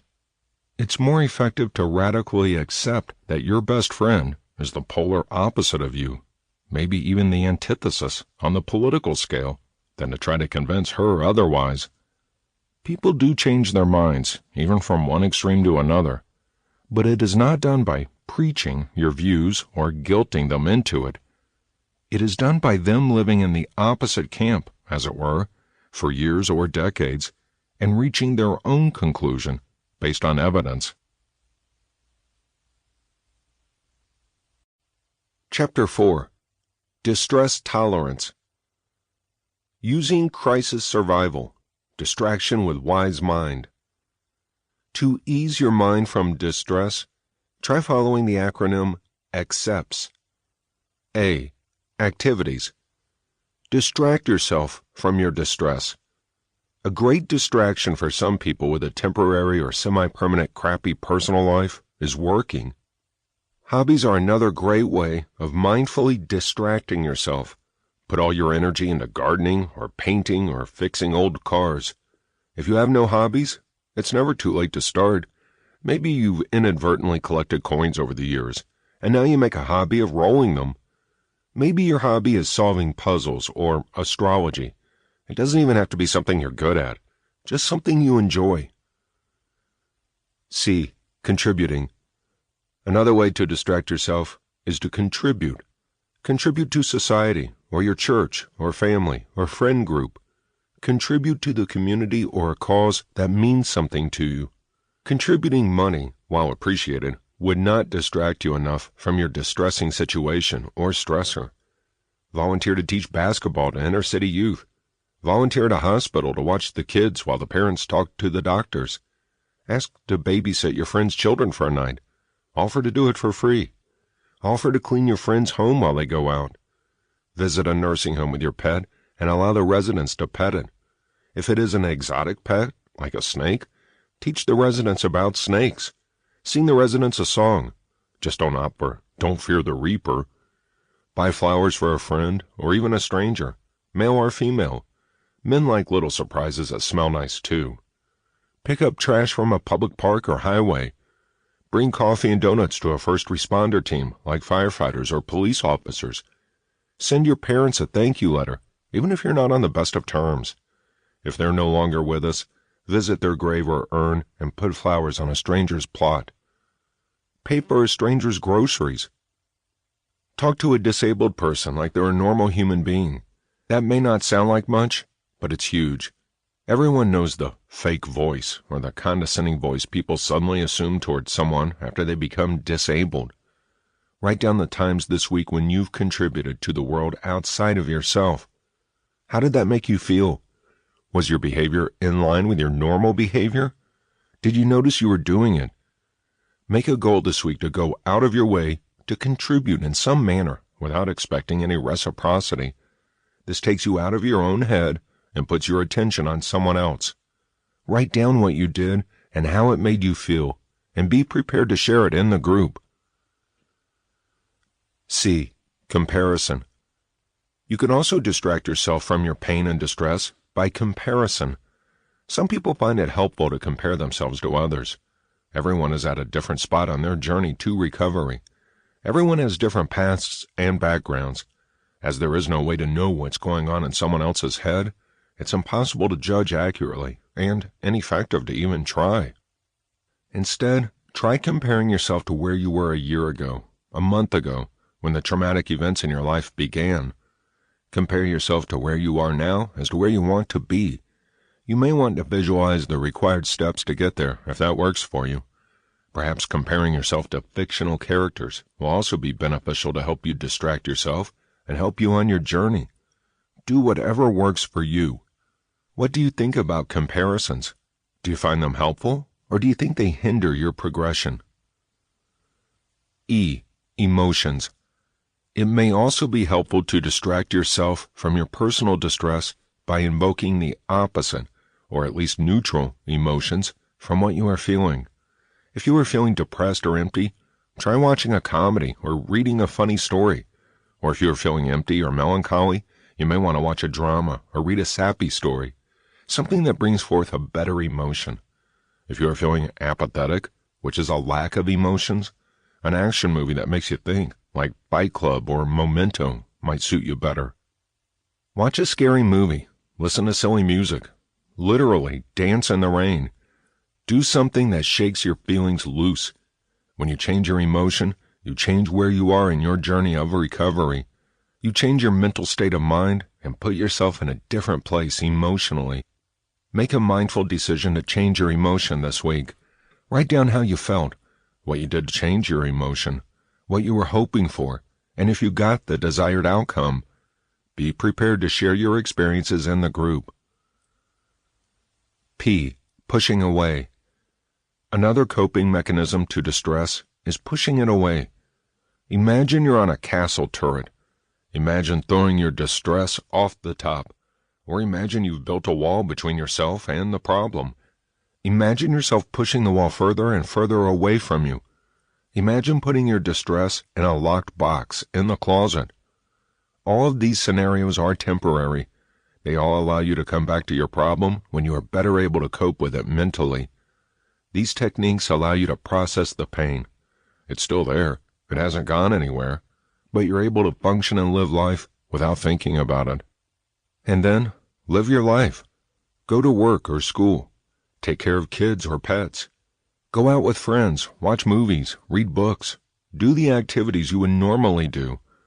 When you find your problems creeping back into your brain, imagine throwing them off the turret, or storing them in the box, or pushing them in the wall away from you. Many times when we push pain or problems away for a while, the solution seems to have been working itself out in our brains, or the pain seems to lessen.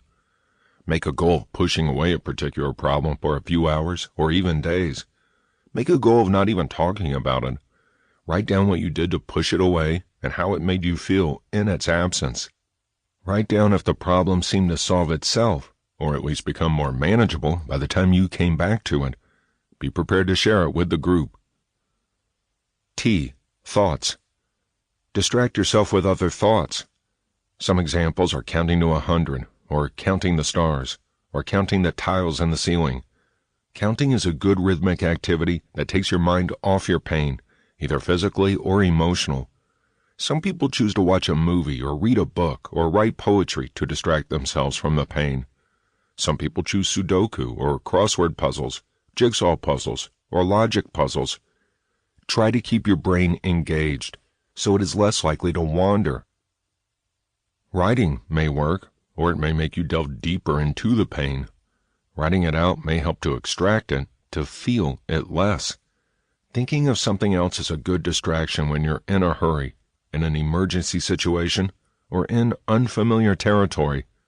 Choose whatever distracting thoughts work best for you. Think of other ways to distract yourself with thoughts. Make a concerted effort to pull your mind away from your problems this week. Much like pushing away, you may discover that your problems have worked themselves out, or seem less astronomical when you return to them. Write down what thoughts you chose to keep yourself from thinking about your problems. Write down what you did when your mind began to wander. Write down how you felt both before and after this exercise, and be prepared to discuss these ideas in a group. S. Sensations. Distract yourself with extreme sensations. A very hot or cold shower is an extreme sensation. If you have access to a hot tub or snow, those will work better. If you have access to both, go from extreme hot to extreme cold very quickly. This distracts you from your pain, as well as amps up the circulation in your body. Put a rubber band on your wrist and snap it. Listen to loud music. Watch strobe lights, unless you're epileptic or autistic, then don't. Hold ice on the back of your neck, but do not put salt under it first. Hold ice in your hand, touch, very briefly, your steering wheel on a hot day. Any strong physical sensation can distract you from your pain by jogging loose your connection to your pain, or by adding more to it. Que sera, sera. After you've done one of the sensation activities, you may want to do any of the accept activities again. Regulate your emotions by utilizing any of these activities, by taking a deep breath and counting to 10, or by saying the alphabet backward before you speak. When you're angry and you want to roar, take a deep breath and count to 4. Using self-soothe and the 5 senses. Self-soothing is, as the title indicates, something we can do ourselves. We can bring some amount of comfort to our lives.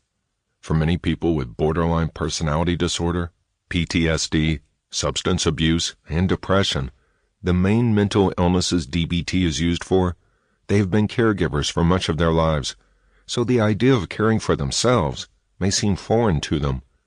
Many people not only don't realize they can and should take care of themselves, but don't know where to begin after crossing that first hurdle. Many people have a hard time with self-soothing, feel like they don't deserve to be happy, or guilty for doing something for themselves. Many people feel they don't deserve to put themselves first in this manner, or they don't deserve these comforts. The reality is that everyone deserves to take some time for themselves, to fill their own cup, as it were, so they're not depleted when trying to fill others. Again, this is an area that takes practice before it becomes comfortable. Learning a therapeutic skill, unlike learning a cognitive skill, is not a linear process. It may be easy and pleasurable for a time, but then you may feel guilty again. That's the human side of therapy. Everything is perfect until we add humans to the mix. The next section gives ideas on how to self-soothe by using each of the 5 senses. Taste. Try a new dish or a favorite comfort food. Take small bites, savoring each one. Go to a potluck, tasting and savoring a sample at every table. Tell yourself you're Katniss Everdeen and Mockingjay. Drink some hot tea or cocoa, allowing it to sit in your mouth a moment, savoring it. Cook your favorite dish, sampling it as you go. Be mindful and in the present for each taste. Describe it to yourself to keep your mind on the food. Smell. Go to a bakery ridiculously early in the morning and smell the delicious aroma of freshly baked bread and pastries. Smell breakfast being cooked from your own home or a nearby restaurant. We do not suggest breaking into anyone's home just to smell things, although the inside of a psych ward might have unique smells. Knock yourself out. Take a walk in nature. Smell the rain or the flowers. Smell the grass or the scent of autumn. It has a unique smell. Smell campfires or barbecues. Breathe in these intoxicating aromas. Light a scented candle, or choose a particularly delightful wax melt. Notice all the smells around you, and not all of them pleasant. Smell is connected to the part of the brain that houses memories. A certain smell may take you back in time. Bake some cookies. Fill your home with the rich, satisfying aroma of freshly baked goodies. Try to remain present and focused on the current smell. Be mindful of your surroundings. Describe the smell to yourself as you'd never smelled it before, to stay focused on the present. See or vision. Go to a museum. Watch a travel documentary on mute. Walk around town. Notice things you haven't before, like the interplay of light and shadows or the patterns in leaves or grass. Look in an art book. Go away from the light pollution of the city and find some remote place in the mountains. Notice the stars or look down on the city lights from that angle. Light a candle and watch the mesmerizing flame dance. Be present and mindful in these activities. Allow your head to clear. Allow yourself to become somewhat hypnotized by the beautiful sights. Hear. Listen to the sounds of nature, the call of birds back and forth, running water. Listen to crickets and cicadas. Allow yourself to be soothed, rather than annoyed, by the sounds of a busy city. Listen for a rhythmic pattern, which can be found in all things if you have enough patience. Get away from the city if that suits you. Listen to the quiet sounds of the night, and realize the night is not so quiet after all. Listen to a cat purr or a baby laugh. Allow yourself to really be in the moment. Discern one sound from the next. What usually sounds like a cacophony, allow it to be broken down and to soothe you instead. Touch.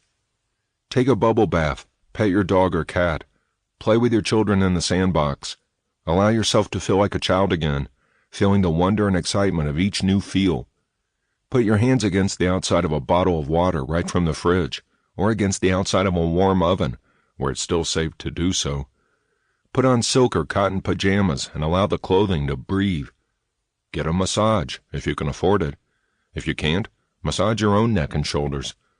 Allow yourself to really feel whatever it is you're touching. Be present and at the moment. Sensory wrap-up. Feeling guilty about taking care of yourself causes more harm than good. Guilt does not often serve an actual purpose in our daily lives. It will take practice and patience to get over any feelings of guilt you may have. You may not have as much time as you'd like to practice these activities. Choose ones you do have time for. Write down how you felt before and after, if you were able to stay in the moment, and what you were thinking about if not. Be prepared to discuss it with the group. You may want to choose one activity per sense over the coming week, or one sense and all activities. Do not limit yourself to the suggested activities. If you can think of things that engage a particular sense which is not listed, do them. As you overcome feelings of guilt or thoughts that you don't deserve to be happy, you will be filled with more feelings of joy and peace, and you will be better able to overcome difficult situations in the future without the excess baggage of guilt weighing you down. Chapter 5. Using Improve the Moment. This next set of skills is best suited for instances when you can't change the setting or situation, don't have much time, and need to change how you feel about the situation. These skills are used to reduce stress and anxiety, if even for a short amount of time. They can be repeated as often as necessary and are designed to help you feel better. If you can't change your situation or your struggles, you can change how you feel about them. Changing something as intricately woven as our feelings, which in many cases have accompanied a specific range of situations for our whole lives, will take time and patience. Be easy on yourself. There are probably enough people in your world ready to tear you down. Don't join them. Step back, take a deep breath, and remind yourself you're doing the best you can. Imagery. Imagine a safe space in your mind, your sanctuary. Maybe it's your home, a friend's cabin, the mountains, the beach, a particular person or animal. To start, imagine this place when you're not under duress. Maybe go outside or to a library or museum or someplace peaceful. Maybe physically go to this place when you're not under duress. Notice all the intricate details you may have missed in the past. Notice how you feel. Be able to bring up this place in your mind's eye at the drop of a hat. When you find yourself in an unpleasant situation, escape to this place in your mind. Breathe. When you come back to the present, you may still be at the board meeting where your colleagues think everything is your fault, but you'll hopefully be at a place of peace now, where you can respond with kindness and logic instead of anger. Further, imagine how you're going to handle conflict when it comes up. If you've walked yourself through the scenario beforehand, you're more likely to keep your cool. Tell yourself you've done this before, that you can handle it, and that you can do a good job, resolving the matter as quickly, effectively, and peacefully as possible. Practice bringing up this image when you're not under duress for at least a few minutes each day. Write down how you felt before and after this practice. Practice walking yourself through a conflict when you're not in the moment of chaos. Write down what the conflict was and how you resolved it in your mind. Other people are not likely to follow the script in your head, so be sure to plan conflict resolution with people who don't really seem to want a resolution. In many instances, this may involve just walking away for a time, or, if it's your boss, just smiling and nodding, then doing things your own way anyway. Being a surface-level yes man or woman. Sure thing, boss. Then ignore his ass-backward approach of doing the project and do it correctly, how you were doing it anyway. Write down how you handle conflict resolution in your mind and what opportunities you had over the week to use it in real life. Did imagining the conflict resolution help? How so? Or if not, why not? Be prepared to show the group. Meaning. Try to ascribe meaning to your pain or trials. Not everything happens for a reason. However, if you find a meaning or a silver lining in everything, it will help you better able to come to terms with it. An anecdote Viktor Frankl uses in Man's Search for Meaning is when asked by a fellow Holocaust survivor why his wife had to die. Frankl had asked him how his wife would feel if she were still living, and he was not. The man then ascribes the meaning of her death to him having to suffer instead of her. His situation hasn't changed, but his wife is still dead. But it is now easier for the man to continue living without her, remembering that he'd rather take on her pain. Ascribing meaning to an event doesn't change the event. It doesn't take the pain away. It doesn't mean this event had to happen in order for you to be happy or live a full life. Perhaps its only purpose was for you to learn or do something specific at that time.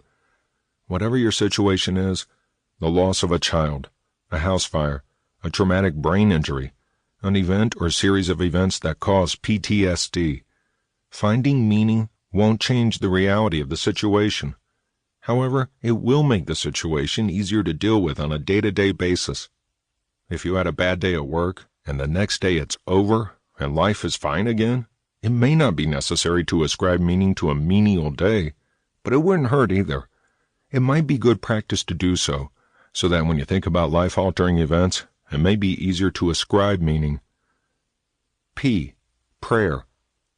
One does not have to subscribe to a religion to utilize the power of prayer.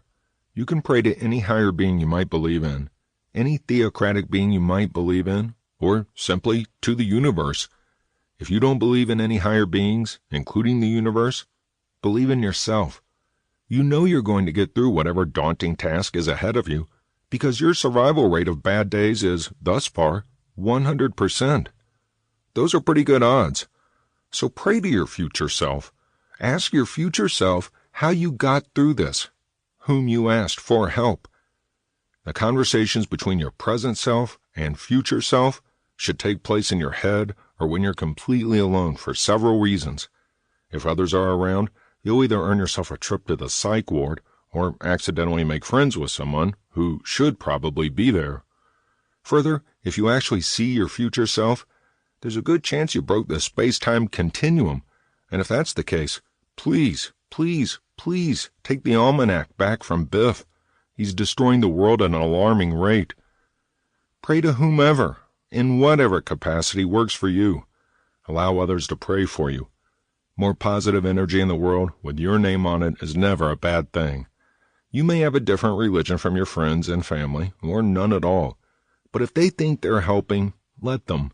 Even if they actually practice witchcraft, what are the odds they're going to be able to hurt you? Or want to, if they can. Let people pray for you. Pray yourself, or meditate. Meditation is getting in touch with your spiritual side. You don't need to believe in any higher power to do that. R. Relaxation. Relax. Take a hot bath or a cold shower or whatever relaxes you. Lie in the grass with the warm sun on your back. Read a book on your back patio. Smoke a doobie on your porch, where it's legal, if you have a prescription for it. Walk your dog, and meditate. Do whatever activity helps you relax. Talk to your loved ones who have passed on in your mind. Call a friend. Watch a movie. Drink a glass of wine. Eat some chocolate. Have sex. Paint. Draw. Color. Use those adult coloring books for relieving anxiety and tension. No, not that kind of adult. The details are just so intricately designed that a child couldn't stay in the lines. Coloring has been proven effective in reducing stress. Take a yoga class. It's actual exercise, so dress accordingly. Or a yodeling class. Try a relaxing walk. Breathe deeply for a few minutes. Start a conspiracy theory. Get a massage. Get your hair done. Get a mani-pedi. Spend money you don't have on clothes you'll probably only wear once. Go to a bar. Watch a game. Go fishing. Play video games. Clean. Go to work to escape home.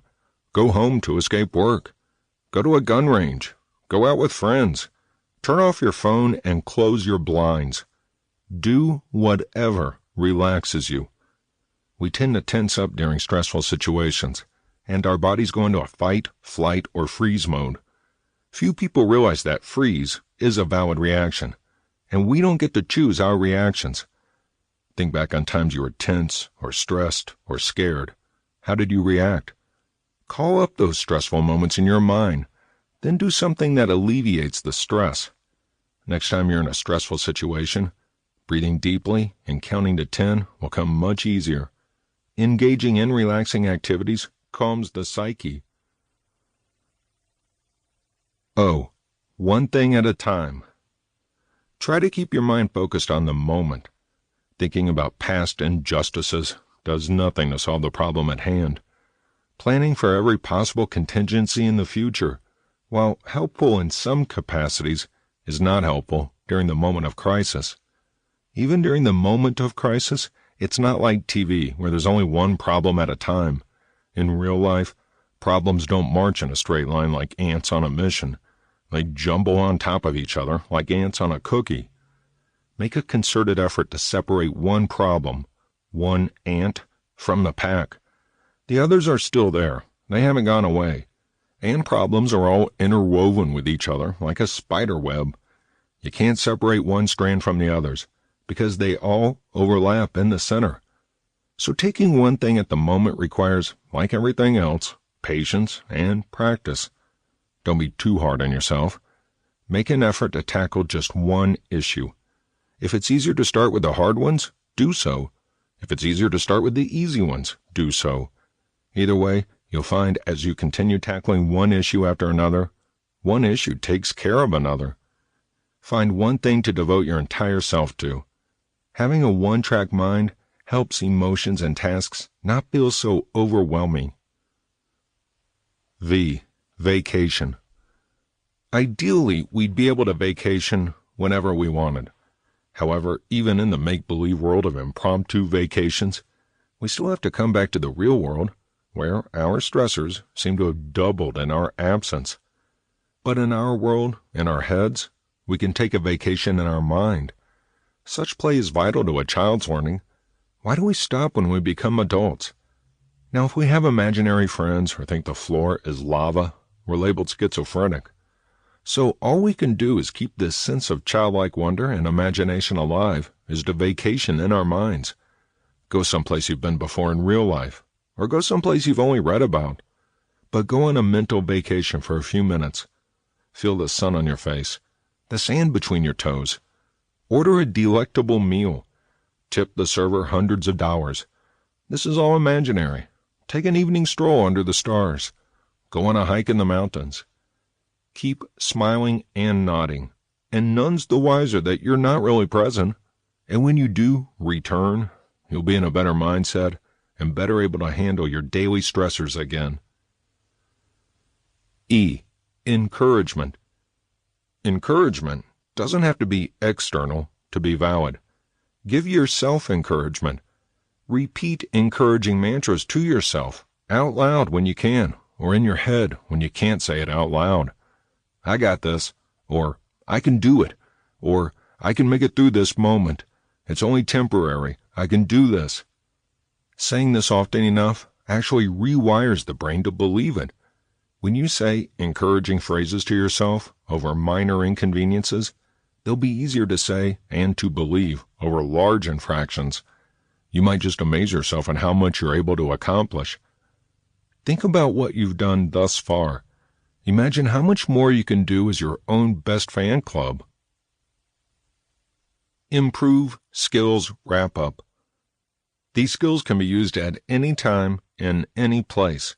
If you're not currently practicing DBT therapy, these skills are still a fountain of knowledge.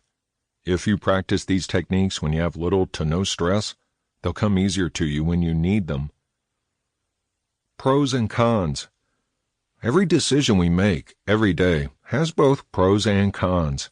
Every decision causes a domino effect of millions of other decisions, large and small. We can't be expected to know how each decision will affect every person in our circle, nor can we be expected to accept responsibility for their actions based on the domino effect of our decisions. When we are in our wise mind, decision-making is easier, more fluid. We still cannot see how our decisions will affect our lives next year, next month, maybe not even tomorrow. However, a pro and con list helps put us in our wise mind and helps us plot out the possible short-term outcomes of our decisions. Many people in a state of a crisis have the urge to self-harm. When you're in that state of mind, you won't be thinking about a pro and con list. To this end, it's imperative, like the improve list, that you practice them when there is no crisis so that you'll be better able to recall the skill when there is a crisis. For example, Make a pro and con list of something simple, just to get you in the habit. Taking the dog on a different route. Pros: I get to see new things. I get to meet new people. He might love it. Cons: he might take forever. I have to meet new people. He might hate it, but he's a dog, so probably not. This list gives us equal pros and cons, with about the same weight to either decision, the list leaning slightly in favor of pro. So go ahead and take the dog on a different route. Not all pro-con lists need to be written out, but it's a good habit to get into. If you self-harm in crisis mode, it's a good idea to be in the habit of writing pro-con lists. Firstly, it will distract you from the immediate urge to self-harm. Secondly, you can differentiate between behaviors that are absolutely horrible for you and behaviors that your body can tolerate. In this manner, you may eventually be able to stop cutting and trade it for lifting weights. Let's make an example pro-con list of 2 different behaviors. Cutting. Pros: pain makes me feel alive. People might see I need help. It feels good for a second. The sight of blood calms me. Cons: it hurts. People are nosy. It might get me sent to a psych ward. I don't actually like blood. I might go too deep or hit a vein. I don't actually want to die. I'm just sick of living. It leaves scars. People ask about the scars. I become a project instead of a person. It might send me to the hospital. Covering it up or paying for hospital bills gets expensive. Overeating. Pros: food tastes good. It reminds me I'm alive. It can be done socially or alone. I can pass it off as a joke. No one needs to know I'm not okay. Cons: I might gain weight. It gets expensive. I might want people to know I'm not okay. I might get food poisoning. From these examples, we can clearly see that of the 2 self-harming behaviors, overeating is a much less dangerous one. The chronic cutter knows this too. However, impulses aren't led by the wise mind. They're led by what Homer Simpson describes as the impulse zone, which is where he lives. And that's all well and great for him, because he's a fictional character. For us, for real flesh and blood people, our decisions have actual consequences in the real world. Self-harm behaviors are all led by the impulse zone. But if you can refrain from acting on those urges long enough to make a pro and con list of separate behaviors, you'll be able to connect with your wise mind. You may only connect with it briefly and still carry out a self-harming behavior, but it will be the lesser of 2 evils. Eventually, you may be able to resist the urge to self-harm and write pro and con lists for weightlifting or deep cleaning. Making pros and cons lists in your head and on paper about a single decision, or weighing one decision against another, will be useful in fighting impulse urges and cleaning up after their negative outcomes. DBT is a useful skill set to have in many areas. The next section discusses using accepting reality as a skill set. Chapter 6.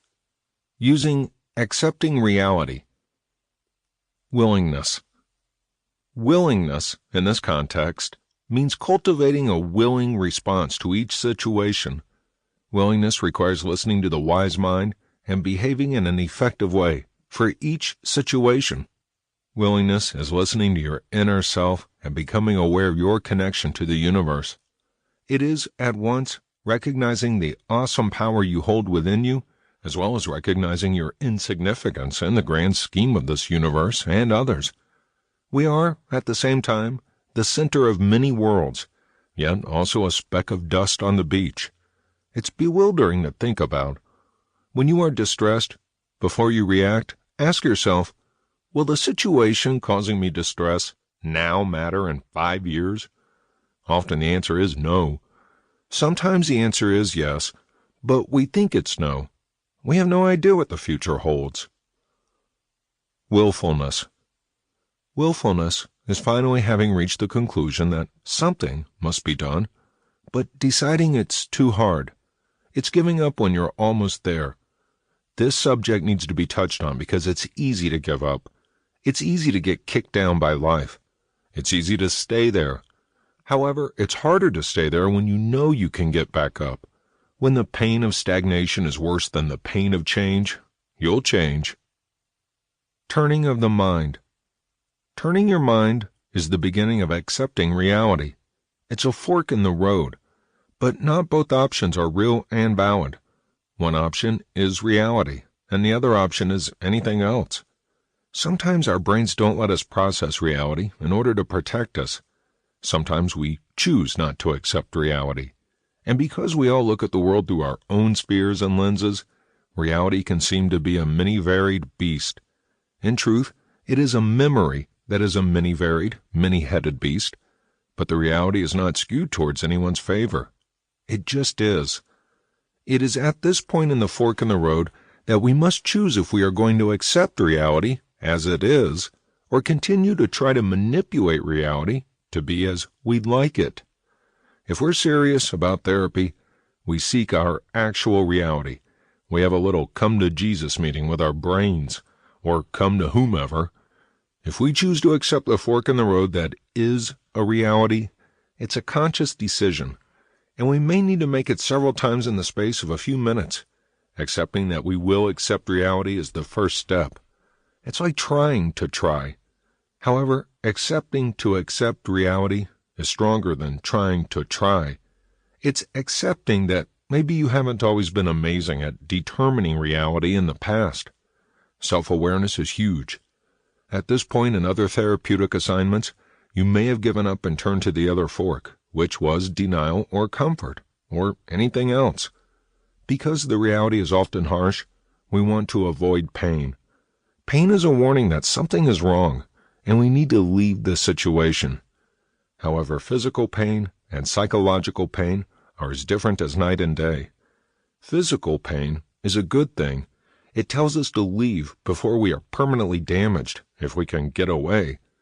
Psychological pain doesn't usually show up until after we have become psychologically damaged, and then seemingly unrelated things are triggers. When we choose to turn the mind, we make the conscious choice to choose to deal with the pain instead of running back to the safety of denial or comfort. Denial and comfort are great, but if we don't deal with the pain, it keeps coming back until we do. It's worse than annoying relatives, and probably caused by a few. Just living requires an amount of pain. You have to be comfortable with a certain level of pain, physically or psychologically, or both. Turning of the mind requires a commitment to deal with the pain until it's down to the level that doesn't impede your life. Only you can make that decision. No pain would be ideal, but that's just not reality. Radical acceptance. Earlier we discussed radical acceptance in conjunction with mindfulness. Radical acceptance is nothing more or less than accepting what life has presented to a reality. Take this example. A woman is diagnosed with multiple sclerosis and attends support groups. She had to use a walker to get around. She mentions in one group that she's looking to buy a trailer home that already has a wheelchair lift. Her idea gets shot down immediately. If you think you'll end up in a wheelchair, you will. Don't think like that. Just think positive, a few of the group members say. Those 3 words have become the bane of her existence, and she mentally throat punches anyone who says them now. Thinking she will or won't end up in a wheelchair isn't going to stop the progression of a debilitating disease. Now, the idea of her being able to afford a home, even a trailer home, being able to take care of herself, that's far superior to what is now her reality, living in a retirement home at 38. But this is the best home she's lived in since she stopped walking at 35. Thinking you're going to end up in a wheelchair isn't being negative. In the woman's case, it was being realistic. Thinking you can't be a productive member of society from a wheelchair is thinking negative. So when bad stuff happens, and it does, you accept it as reality. That doesn't mean you have to like it, and it doesn't mean you have to stay in that situation forever. It means This is my reality now. What's next? If, after too many years, you finally realize you're in an abusive relationship, for example, you say, this is my reality now. What's next? And you plan for ways to get out of it, or you plan for ways for your kids to get out of it, or you retreat to safe spaces in your head until you can get out of it. But you do something. Radical acceptance is a bit of an oxymoron. It means accepting yourself just as you are, but at the same time, working on yourself to change self-sabotaging behaviors. Radical acceptance means letting go of how things should be and accepting them as they are. Ironically, radical acceptance is the first step toward real change. When you let go of an image, of a should be, you release judgment from that person or idea.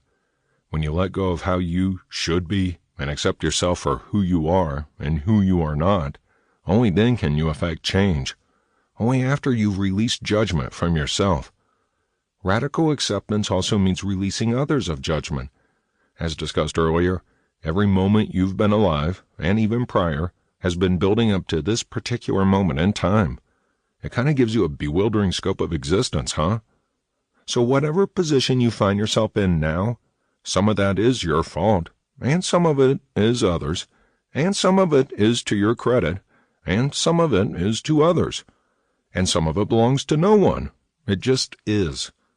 However, none of that matters. Where you are is where you are. Portioning out blame or credit solves nothing. People are much more likely to portion out blame than credit, and much more likely to say they got to where they are with no help from anyone. That isn't true, and it's irrelevant. Radical acceptance means accepting that you were born into some privileges, and that people before you did pave your way. It's also accepting that not all of the shit in your life is your fault, and that maybe karma is a load of crock. Maybe not, but either way, it doesn't matter. Because now that you've accepted all of this, and you've released judgment from yourself and others, you say, I've accepted it. Now what? Now what indeed? Now that you've accepted that good things happen to bad people, and bad things happen to good people, and the world just keeps on spinning, you've reached a pivotal point in your life, and in your path to healing. Now what? Now you're at a crossroads. You can continue living as you have, accepting the reality of any situation, or you can cause some change in your behavior or mindset that will ameliorate the situation. You've accepted that it is a reality, but it doesn't have to stay in reality. Chapter 7. Emotion Regulation. Using the acronym PLEASE, we'll next discuss emotion regulation through reducing vulnerability. P&L. Treating physical illnesses. Listen to your body when it whispers so that you don't have to hear it scream. We often push ourselves more than we should, maybe more than we can. Have you noticed when you're crazy busy for a few weeks, as soon as you have time to breathe, that's when you get sick? It's because you pushed your body to its limit, and when you took a break, it forced you to recover. Take your prescribed meds as prescribed. Listen to your doctor.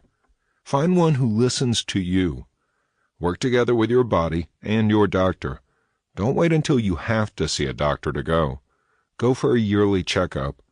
The Western world is amazing at separating the body from the mind when it's all connected. When you feel well physically, you're less likely to have stress spiral out of control. Take care of your body. Drink your Ovaltine. Take your vitamins. Sleep.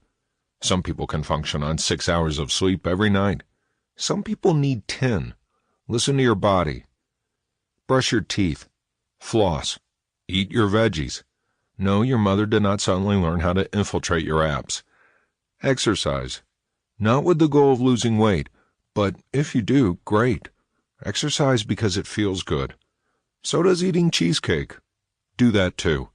Fat doesn't mean unhealthy, and skinny doesn't mean healthy.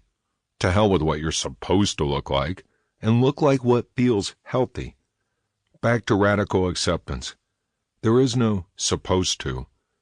Take care of your body. You're going to be together for quite some time, It's time you became friends with it. E. Balanced eating. Eat when you're hungry, not bored. Stop eating when you're full. Yes, there are children starving in Africa, and that's a shame. Try not to take more than you need. Eat breakfast. Eat a healthy lunch instead of vending machine snacks. Eat a light dinner before you unwind. Limit your meat intake. You know all of this. Living it is entirely different from saying it. But again, when you feel physically well, your emotions don't get out of whack so easily. A. Avoid mood-altering drugs. This really should go without saying, but when you're using mood-altering drugs, not prescribed by your doctor, not in a manner prescribed by your doctor, you're, altering your mood. That's going to mess your emotions up. That's kind of a given. However, what may need a reminder is that there comes a point when you can't control your emotions when you take drugs. There comes a point when you become addicted as well. Both of these points are scary points. To not be in control of your emotions is frightening for you and others. Know what your cutoff point of alcohol is as well. When you are inebriated, you're not making the best decisions, and "I was drunk" is a lousy excuse for an excuse. You're an adult now. You know what you're like when you're drunk. You know what your cutoff point is. Avoid going past that point. S. Balanced sleep. These all overlap with each other because taking care of our bodies is such a many-faceted ideal. If you need more sleep than what your work schedule or children allow, find a way to get more sleep.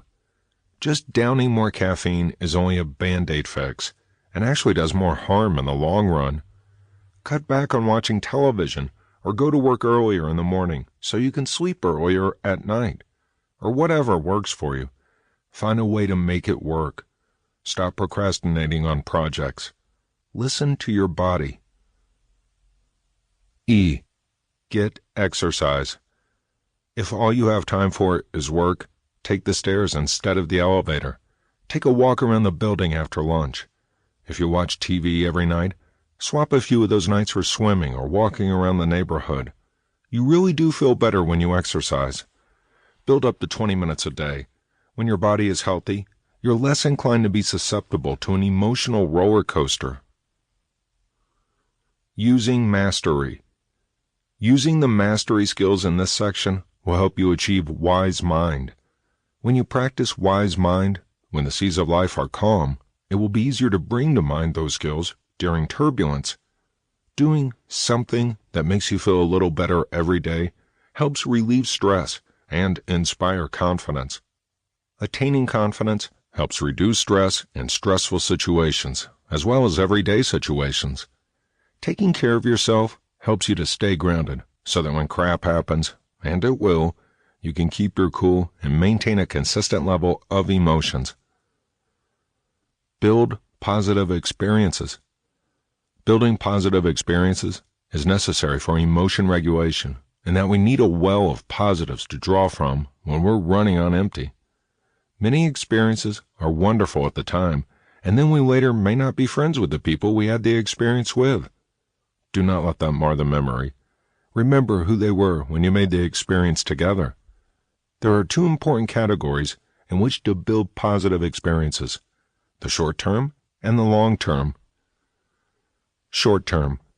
The short-term memories include talking to a good friend, taking a walk, noticing the beautiful area, going to the dog park, reading a good book, watching a show or movie you love, dining out, having a picnic, laughing on a break with a coworker. Most of us already do something to create short-term positive experiences daily without thinking about it. This exercise is asking you to create more short-term positive experiences and do it deliberately. Call up an old friend. Stay off social media after work for a few days. Make a concerted effort to tell ridiculous, silly stories with your kids. Send your nieces and nephews presents from the clearance aisle. Do something that will create positive experiences deliberately. When you deliberately practice making and noticing positive experiences, you'll begin to make and notice more as part of your daily life. When positivity is a part of your daily life, You feel better emotionally and physically. Do at least one of these things, or choose something else that makes you happy every day for a week. Go out of your way to do it for a week. After that, try to make it in your way. Doing something you've never tried before. There are probably a few things you've never thought of trying. Reading a good book. Writing a good story. Going out for drinks midweek. Going to a movie midweek. Sex. Eating a good meal. Going out for just dessert. Going to a poetry jam. Going to a karaoke bar. Joining in a pub trivia with friends. Learning to make sushi or another exotic dish. Trying a new exotic dish. Jogging. Kickboxing. Swimming. Watching a children's movie in the theater and focusing on the laughter. Stopping on the dog walking route to smell the flowers. Doing something nice for a stranger. Doing something nice for a friend. Playing a carnival game. Getting the expensive, full, inside-out car wash. Getting your to-do list completed. Writing a ridiculously easy to-do list so you can complete it. Taking pictures with a real camera. Going down a water slide. Playing board games with friends. Playing interactive games like How to Host a Murder. Going to a movie or a concert in the park. Going to a new hobby class like painting or writing or learning to skate. Organize your bookshelf or closet. Buy a new article of clothing or jewelry or book for yourself. Visit a nursing home to sing or play bingo with the residents. Let your kids teach you their favorite video game. Get a massage. Go to the chiropractor. Go to a play or the opera. Go to a high school play. Go to a college football game.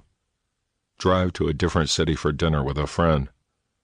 Go sightseeing. Join Toastmasters. Volunteer at a homeless shelter during the months they really need it, January through October. Carry homeless packs in your cars, gallon Ziploc bags with personal hygiene materials, feminine hygiene products, smokes, granola bars, bottles of water, socks, candy bars, stuffed animals, cash, gift cards to McDonald's, etc. Put them with blankets, coats, clothes you would have given away. Drive around the areas where there are homeless people and give these out. Garden. Plan a party. Get your hair done. Talk in a different accent for an evening. Dedicate a song on the radio station to someone. Write in your journal. Spend some time alone without television, radio, or internet. Just you and a cup of the beverage of your choice. Go out to lunch with a friend. Play volleyball. Play hide and seek with your coworkers and try not to go home when their eyes are closed. Sing in the car. Drive to the mountains. Roast marshmallows. Go to the sauna. Sit in a hot tub. Sit in a cold tub. Make a fort in the elevator at work with a sign that says, "No bosses allowed." Silently challenge the driver in the car next to you at a stoplight to dance off in your cars. Do a Chinese fire drill. What's the PC term for that? Keep a box of fruit snacks in your desk for anyone having a bad day. Song fight with your spouse. Convince a stranger you think you're a vampire. Call a radio station and tell them a funny story. Do a jigsaw puzzle. Ride a unicycle. Go to a museum or aquarium. Go to a psychic, just for giggles. Get a Reiki session done. Take a stuffed animal for a walk. Pretend to cry when anyone points out it's not real. Call a radio station and pretend to be a psychic. Google the DJ while you're talking and tell them all about themselves so they'll believe you. Go to a belly dancing class. Long-term. Long-term positive experiences are more goal-oriented, creating a life worth living. What are some goals that you would like to achieve? Write down a few specific goals. Break them down into subcategories. Money. 1. One common goal people have is money-oriented. Write down how much you like to save each month or put towards your debt. If you put it in a place you'll forget, or an IRA, individual retirement account, you can't touch, you're less likely to spend it. 2. Learn how to budget. Keep track of how much you spend versus how much you make. Keep track of all your expenses. See where you can cut back. Itemize your spending as you go. Keep it on your phone until you put it into a spreadsheet. When tax time comes, you already know how much you spent on medical supplies or work-related expenses. Use your debit card instead of your credit card. Then you're only spending what you have, and if you don't keep your receipts, everything is on your bank statement anyway. 3. Get out of debt as much as possible. You may always have debt for education, health, and home. Go America! But you can pay off your credit cards and chip away at the others. Unless you get total and permanent disability, then no more student loans. But if you do it on purpose, it's apparently a fraud. 4. Save as much as possible. Save by packing your own lunch instead of eating out. Put that in a jar. Use those coins when your kid needs shoelaces or something. After a while of paying with change, you forget you ever had any dignity. It's cool. 5. If your job offers a 401k, take it immediately. The 401k follows the person, not the job. If your job offers overtime, do it. Pick up shifts. Show up in your uniform and ask who wants to go home. When a couple complains that they don't know where their waitress is, promise to take care of them yourself, because she clearly doesn't value her customers. Then pocket that $20 tip and yell at yourself in the mirror. Find little tricks to make your job and your screw-ups work for you. Relationships. 1. Repair a relationship. If you have a relationship in your life that you feel must be repaired in order for you to move on with your life, you may have to take the initiative. You may have to make the first move, offer the first apology. Not a fake, "I'm sorry you feel that way" apology, but a sincere, "I'm sorry I treated you that way" apology. Not even a half-sincere apology. "I'm sorry I treated you that way, but you deserved it, and here's why." Let that second half come about if they accept your apology, and you can open a discussion. 2. End a relationship. Not all relationships can be saved, and not all should be. If you have offered a sincere apology and have been rebuffed, it may be time to cut your losses and move on. It may be sad for both of you, but some relationships, while once were good, over time have become toxic for one or both parties. If this is the case, you might try one last-ditch effort, and then you should actually ditch it. If they come back, you'll see how you feel at that time. If it's something you want to renew, some relationships are better off dead. Reviving those is the true zombie apocalypse. 3. Create new relationships. A. The older we get, the harder it is to create new relationships. We have to actually go out of our comfort zones to meet new people. Talk to people at your bowling league. Start a bowling league. Talk to new people at functions you do on the regular, like church or kayaking or suing people, or even family reunions. B. Go to weekly things. Join Toastmasters. You'll migrate towards the same people each week, but how much do you really talk to them? Get to know someone, more than just surface level. Ask probing questions like, if you invented a superpower, what would it be? None of this already invented superpower business. That's boring. You can travel to the past, before a huge disaster, with the ability to warn people, but you might get stoned or burned as a witch. Or you can travel 20 seconds into the future every day. Which do you choose? 4. Work on current relationships. A. Work on maintaining the relationships you have. Keep the status quo, or change it. The status is not quo. Develop deeper bonds with people. Do you really know their hopes and fears and wishes and dreams? B. Go out of your way to stay in touch. Most friendships are built on convenience, when it's convenient for both or all parties to talk or hang out. Texting is a great way to let them know you're thinking about them, and they'll respond when they can. It's also a great way to miscommunicate, but that can be done in any medium. Positive mindfulness. 1. Be mindful of positive experiences. Practicing mindfulness while you're doing something you enjoy helps to savor the moments. Stay focused on the positive experience and refocus your mind as often as necessary.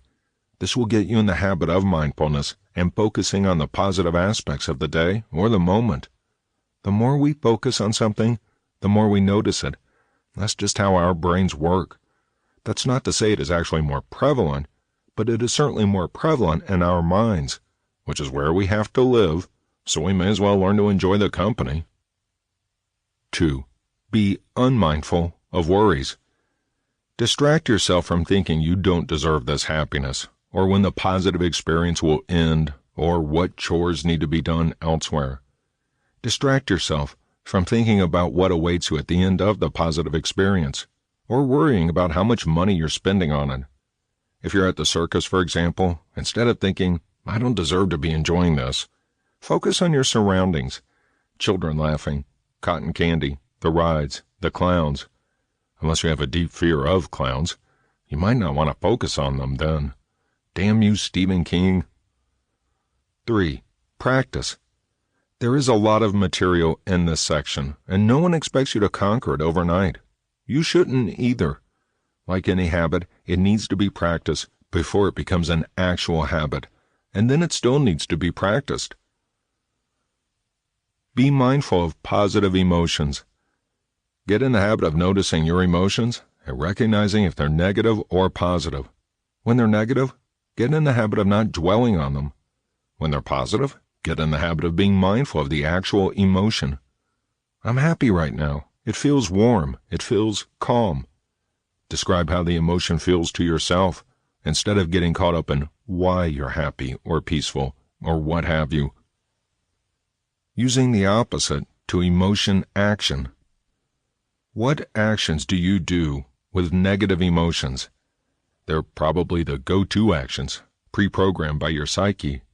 It takes time, but you can reprogram your psyche by using the opposite actions you normally use. When you're afraid, your brain kicks into fight, flight, or freeze mode. In some instances, it's still a very vital response mechanism developed for our own safety.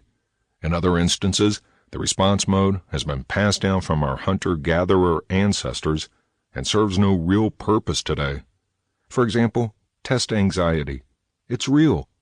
However, a test doesn't present the need for a fight, flight, freeze response that imminent death, beating, rape, a car accident, or a full-grown saber-toothed tiger would pose.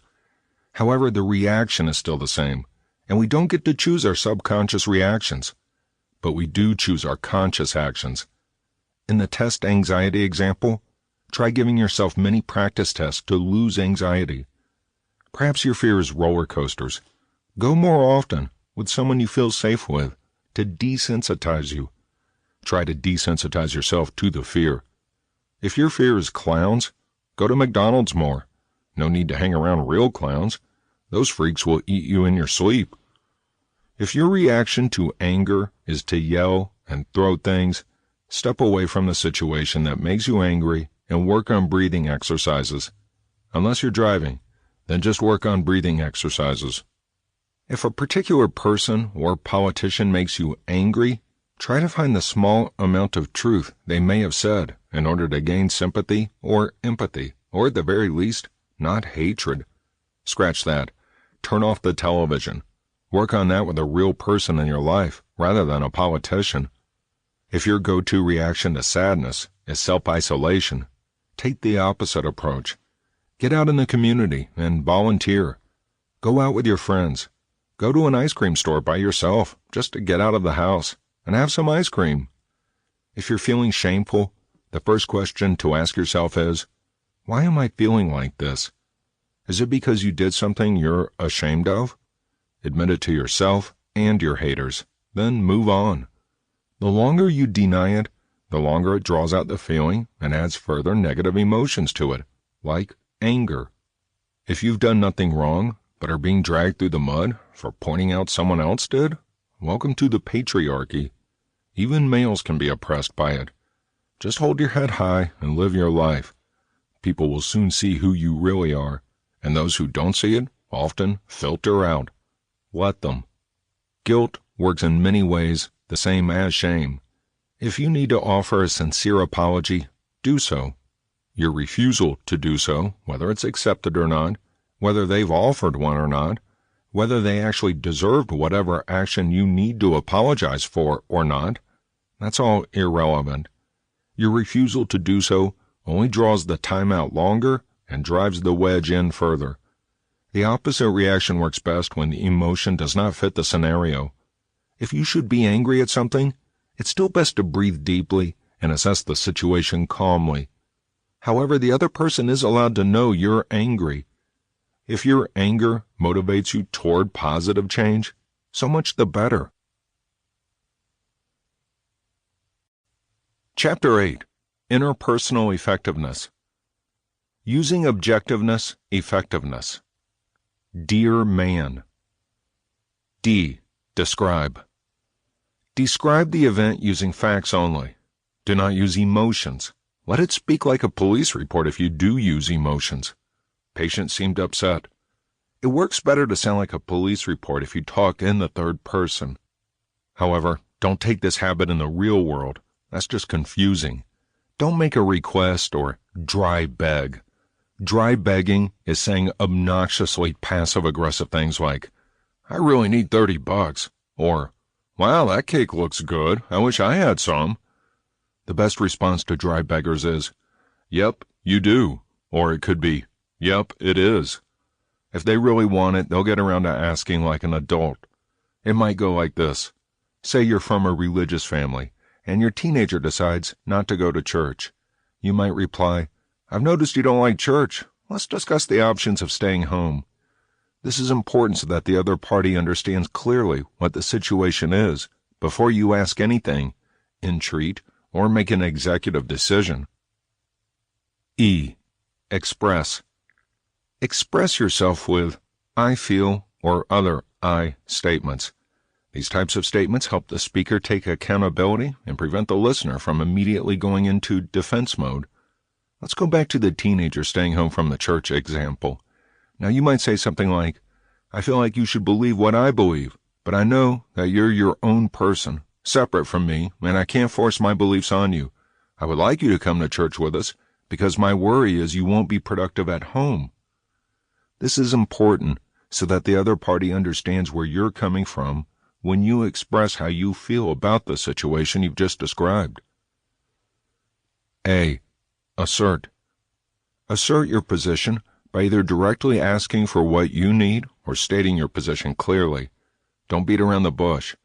Don't use euphemisms, and don't hesitate to the point of losing the other party's interest. To continue with the example, let's assert our decision for our hypothetical teenager. I understand that you don't want to come to church with us, and you are old enough to stay home alone. So if you choose to stay home instead of attending church, you will prepare dinner and set the table and have everything prepared for us to be able to eat when we return. And you will make enough in case we invite people over unexpectedly. If you are unable to complete this chore and thus be productive for the whole family while we are at church, you will come back with us, even if you don't believe it. This is important because ambiguity creates miscommunication in relationships, and that is the biggest source of contention. Be unambiguous. Set the boundaries now. If you're making a request, it must also be unambiguous, maybe even a little lawyerly. For example, you might say, can I please borrow your car from Sunday to Tuesday? I'll return it by 7 p.m. with a full tank of gas and a wash. The other party might have other caveats, such as, yeah, but it overheats, so don't go over 55 miles per hour, or over 55 miles away. And my tags are expired, so avoid cops, or renew it for me. In which case you might say, you know what, I can take the bus. Thanks, though. R. Reinforce. Make sure the other party knows why they should grant your request, or acquiesce to your conditions without a fight. Because I said so is not a valid reason. Most people reciprocate naturally. In the teenager example, however, it may not be so natural. Let them know that something's in it for them. You might say something like, "You get to stay home from church on the condition that you are productive at home. Since you don't like church, and I don't like cooking after church, it's a win for both of us." Or in the example with the car, it might sound like this. "I actually need to drive to a different city for a few days, but I can't rent a car because of XYZ. So I'll get your car diagnosed for you, and if I can't afford to fix the overheating problem, I will. If not, I'll see if anyone else can part with their car for a few days, or find another solution." In both examples, the other party can clearly see that they have nothing to lose by accepting your request, and everything to gain. This is important because relationships are built on reciprocity. When one party feels slighted occasionally, it's not a big deal. But if one party feels slighted more often than not, they will most likely end the relationship. M. Mindful. Stay. Stay focused on the conversation. If you're answering a text, they have no reason to listen to you. If they're answering a text, that's out of your control, but you can keep your mind on the conversation instead of what they're doing. If they become defensive, notice what you may have said wrong. Apologize if necessary, even if it's just to get them back on track. This is important because it's too easy to go off track and lose focus, especially in an uncomfortable situation where the other party might be looking to pick a fight. If you go off on tangents, whether they be to sing and dance because some said a song lyric, or to fight, or because one of you saw a squirrel, you have less of a chance of getting what you want, especially if you're the one singing and dancing, or chasing squirrels. Let's go back to the hypothetical teenager. Your teen may interrupt you to tell you that they've been cutting church every week with their friends from Sunday school anyway, so there's no point in going. You may have to repeat yourself a few times, especially if you're letting them stay home as long as they're productive, as they may not believe their ears. Again, repeat yourself as often as necessary, and if you have a real kid, you've done that a few times already this morning, and bring the conversation back to the topic. Detour. Focus. If you're using the example of asking an adult friend for something, you don't have the clout you do as a parent. You still may have to repeat yourself, but the interruptions might just be singing and dancing. You might say something like, "I understand you don't like church, and you cut Sunday school anyway, but you get some out of it every week if you continue going, and I would like that." Or, "If you're going to stay home, you'll need to cook for us, and I'll take the added precaution of changing the Wi-Fi password every Saturday to make sure you'll be productive. If you can prove that you are, that you don't have friends over, that you cook and clean as you go, I'll stop doing that." A. Appear confident. Appear confident no matter how you actually feel. If you have this look all the time, little old ladies will ask you for a napkin at a restaurant when you're on a date, and it might not even occur to you to tell them that you don't work there, so you walk into the kitchen and get the napkins. Your nonverbal cues indicate confidence more than your verbal cues. Sit with your back straight and your head held high. Make eye contact. Orient your feet towards them. Where your feet are oriented is where your mind subconsciously goes. Appear confident and stand your ground. This is important because confidence signifies that your request isn't too difficult to grant, and that you're harder to turn down. There's no need to be overbearing like Ferris Bueller. If they do refuse you, in an adult-to-adult conversation, you might just ask if they're sure, then thank them for their time and let it go. If our teenager refuses you, this might be a good time to tell them what the other option is. Okay, you don't have to learn to cook, and if you can read, you can cook, by the way. You can keep coming to church with us, and thank you for letting me know about cutting Sunday school. I'll be sure to tell your friends as parents you all do that, because they'll want to know too. I'll let them know you told me. Thank you for caring about the salvation of your friends, who also should go back to church. This will most likely ensure you an excellent meal every Sunday. N. Negotiate. Negotiate. Remember, give to get, as selfish as that sounds. Everyone wonders, what's in it for me? You aren't demanding something, you're asking for something or setting down a rule. Even in setting down rules, you aren't demanding. If you think you can demand something of someone, even a child, expect defensiveness and confrontation. You give options. You may need to alter your request, to make it more pleasing. In the borrowing the car example, you offered to get the car diagnosed. AutoZone does it for free, and fix it if you could, and if you couldn't, you find another solution to our problem.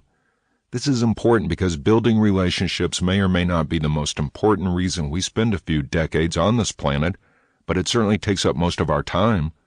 Whether we spend that time in actual relationships with other human beings, or wondering why we drive away other human beings, we spend an inordinate amount of time either with other people or thinking about them, whether we know them personally or not.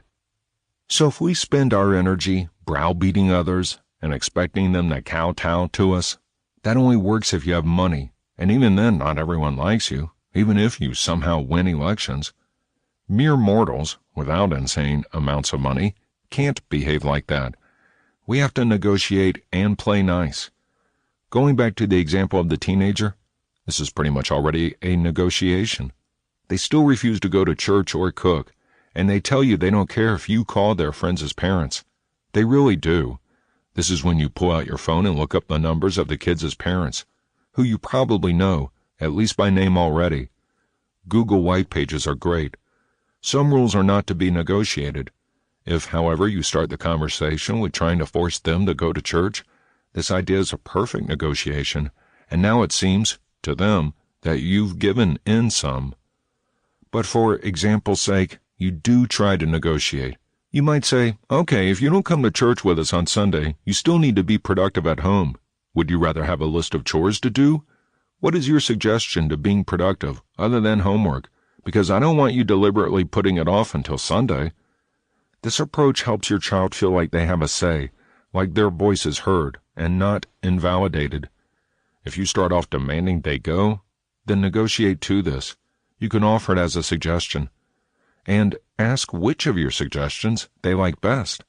You can both leave the conversation feeling like you've accomplished something, like you've got a win, like you're helping the other person out, with no ill will. Dear man. Using the dear man skills will improve any relationship. Start now. If you're yelling at each other all the time, at least you're still talking. There's still hope. It's when you stop talking entirely that it's harder to reconcile. These skills can reduce arguments and improve understanding. Let's put the whole conversation together now.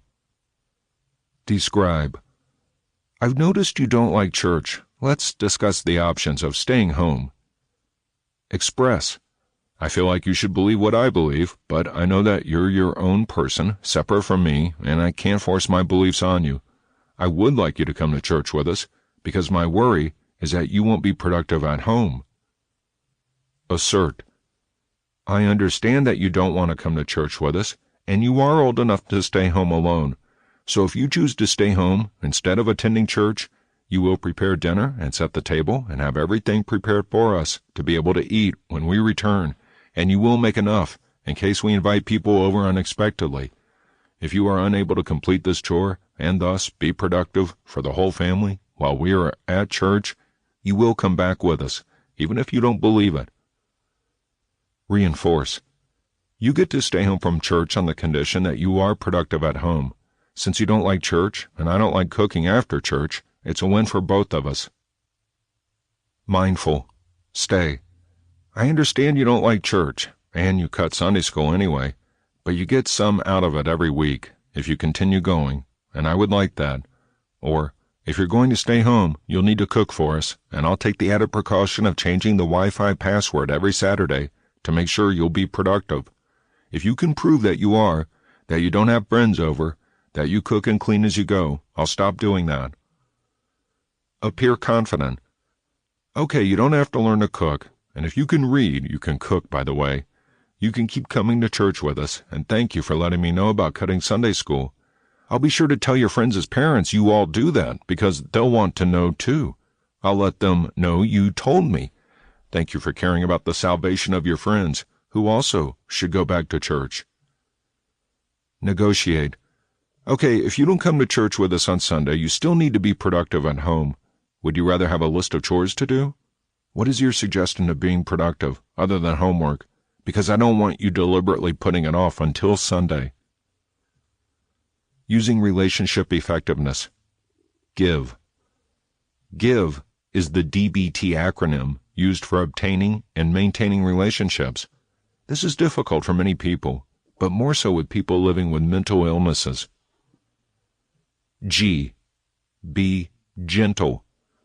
Be kind when addressing people.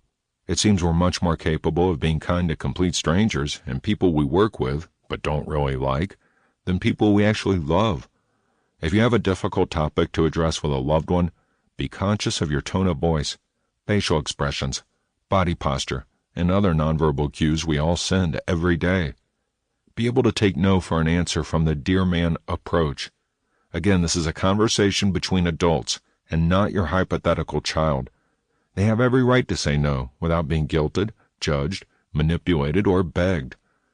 Don't leave the discussion or threaten or manipulate them. Don't threaten to hurt them or someone else or yourself. If you're truly feeling the need to self-harm when talking with them, apologize for trying to start this discussion. Leave the situation and seek help. Don't name-call, condescend, bring up past injuries or debts you think they owe you. They do not owe you the right to say yes, no matter what you've done in the past. If this is a one-sided relationship, you may want to reevaluate how much time and energy you invest in it. Don't guilt-trip or force the issue. Thank them for their time. Leave the situation or change the subject at an appropriate time. Remember this, no one owes you anything, and you don't owe anyone anything. Be kind. Use your inside voice and go right on back to being friends after they say no. You're an adult. You can solve this problem. I. Act. Be interested. The manual says to act interested in what the other person has to say. However, you should instead be interested. Anyone can act interested. You're probably acting interested now, listening to this. But in discussions with loved ones, especially difficult discussions, the kind that a dear man approach necessitates, you need to be interested. They're going to say something that may be important in a later conversation. Be interested. Be present. Be mindful. Show them the same interest you would like shown. Don't invalidate their words by your words or actions, or inactions or silence. Let them feel heard. Really listen to what they're saying. Instead of waiting to speak, worse yet, don't interrupt them to speak. Ask open-ended questions that show you're actually listening. Pay attention to your body language and make sure it's inviting and also showing interest, like nodding. Maintain eye contact. When you do speak, make sure you're not speaking only about yourself. Make space for other people in the conversation. Be comfortable with silence. Really, it's okay. Be cognizant of the other person's needs. If they wish to discuss something else, make sure this topic is done and both parties feel satisfied. If you're not there yet, let them know you're happy to discuss it at another time. V. Validate. Allow the other person to feel what they feel. Don't tell them how they should or shouldn't feel. Don't tell them they're just talking like a debater when they make good points, as if that fact invalidates their argument. Don't dismiss what they have to say because they're younger than you or because they haven't had your experiences.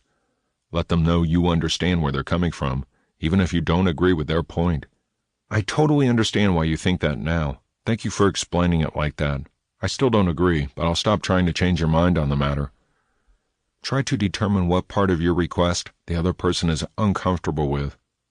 I know you're busy, but I'm not in a rush. Or, I didn't know your car was such a piece of crap, and that's why you work from home. I'll figure out a way to rent a car. Even without conflict, this is an important interpersonal skill to learn. Everyone likes to feel validated and heard. Everyone likes to know they matter in a relationship. Validating other people is one of the most necessary facets in relationships of trust. E. Use an easy manner. Smiling goes a long way in conversations with or without conflict. Not the forced, I actually want to kill you smile, but a real one. Unless you've worked in customer service for upwards of a decade, that smile always looks fake. If you have, you're a natural. You can fake smiles to the best human lie detectors around. A little humor goes a long way too. If you tell a joke and it falls flat, blame it on your dad. That was one of my dad's worst dad jokes. Actually, it might have been his best. He's an accountant. If you say something serious and they all look at you weird, then you were kidding. I'm kidding. When you look at me like that, I'm kidding. Offer a sincere compliment. If you can't think of one, tell them you're jealous of their clean criminal background. If you don't have a follow-up story for why you'd say that, you were kidding. When they look at you like that, you were kidding. Lighten up the situation with a little self-deprecating humor. Really, that stuff is the best. If nothing else, just smile and nod and give them a little more attention. Make them feel special. Self-respect effectiveness. FAST. FAST is about maintaining self-respect during conflicts. You may have had the role of doormat for way too long. You may have the role of the youngest, the baby, and thus always treated as such, no matter how old you are. Set healthy boundaries, even late in the game. Maintain your self-respect. This is possible, even with the self-deprecating humor, if you've set healthy boundaries. You'll want to use these skills in sequential order, then all together. F. Fair. Be fair to yourself and others.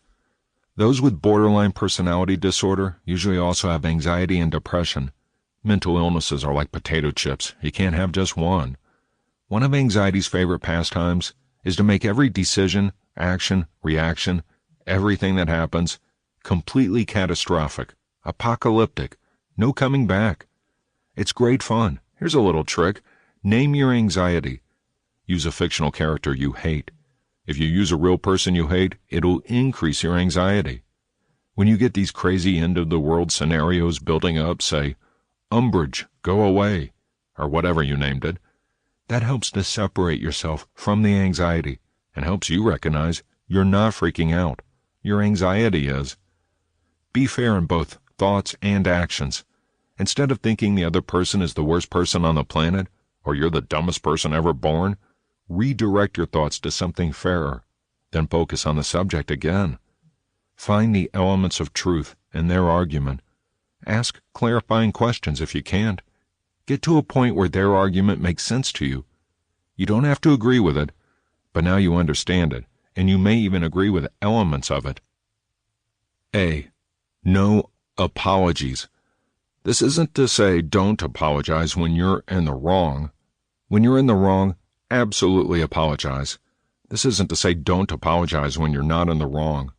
A common example of this is a typical woman. She'll say, sorry, as she passes you, instead of, excuse me, or on your left.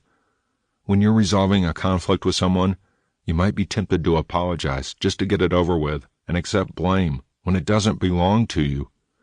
Maintain your dignity. Don't do this. Don't even offer a fake, I'm sorry you feel that way, apology. Offer a, why do you feel that way? Or a, what responsibilities do you think you have in this scenario? Open-ended question, without appointing blame or getting defensive. S. Stick to your values. To stick to your values, you first have to know what your values are. Determine your values before opening this dialogue. Do some introspective self-examination and figure out what's important to you, what you won't bend on, and what you can bend on without losing any respect for yourself. The only person who has to live in your head is you. Make sure that as a person you can respect and love. Be honest about what you say your values are and what they actually are. If you say you value fiscal responsibility, but never budget, you need to either start budgeting or stop saying you value fiscal responsibility. If you say you value family, but cheat on your wife, reevaluate yourself. It might help to write down your values, then write down the actions you do that would corroborate those values.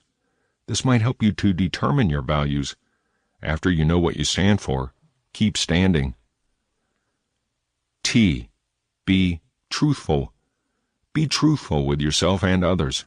Do you downplay your accomplishments and exaggerate your faults? Do you downplay or avoid your faults entirely and exaggerate your accomplishments? Do you take credit or blame when it belongs to someone else? In the adult world, there is no need for this.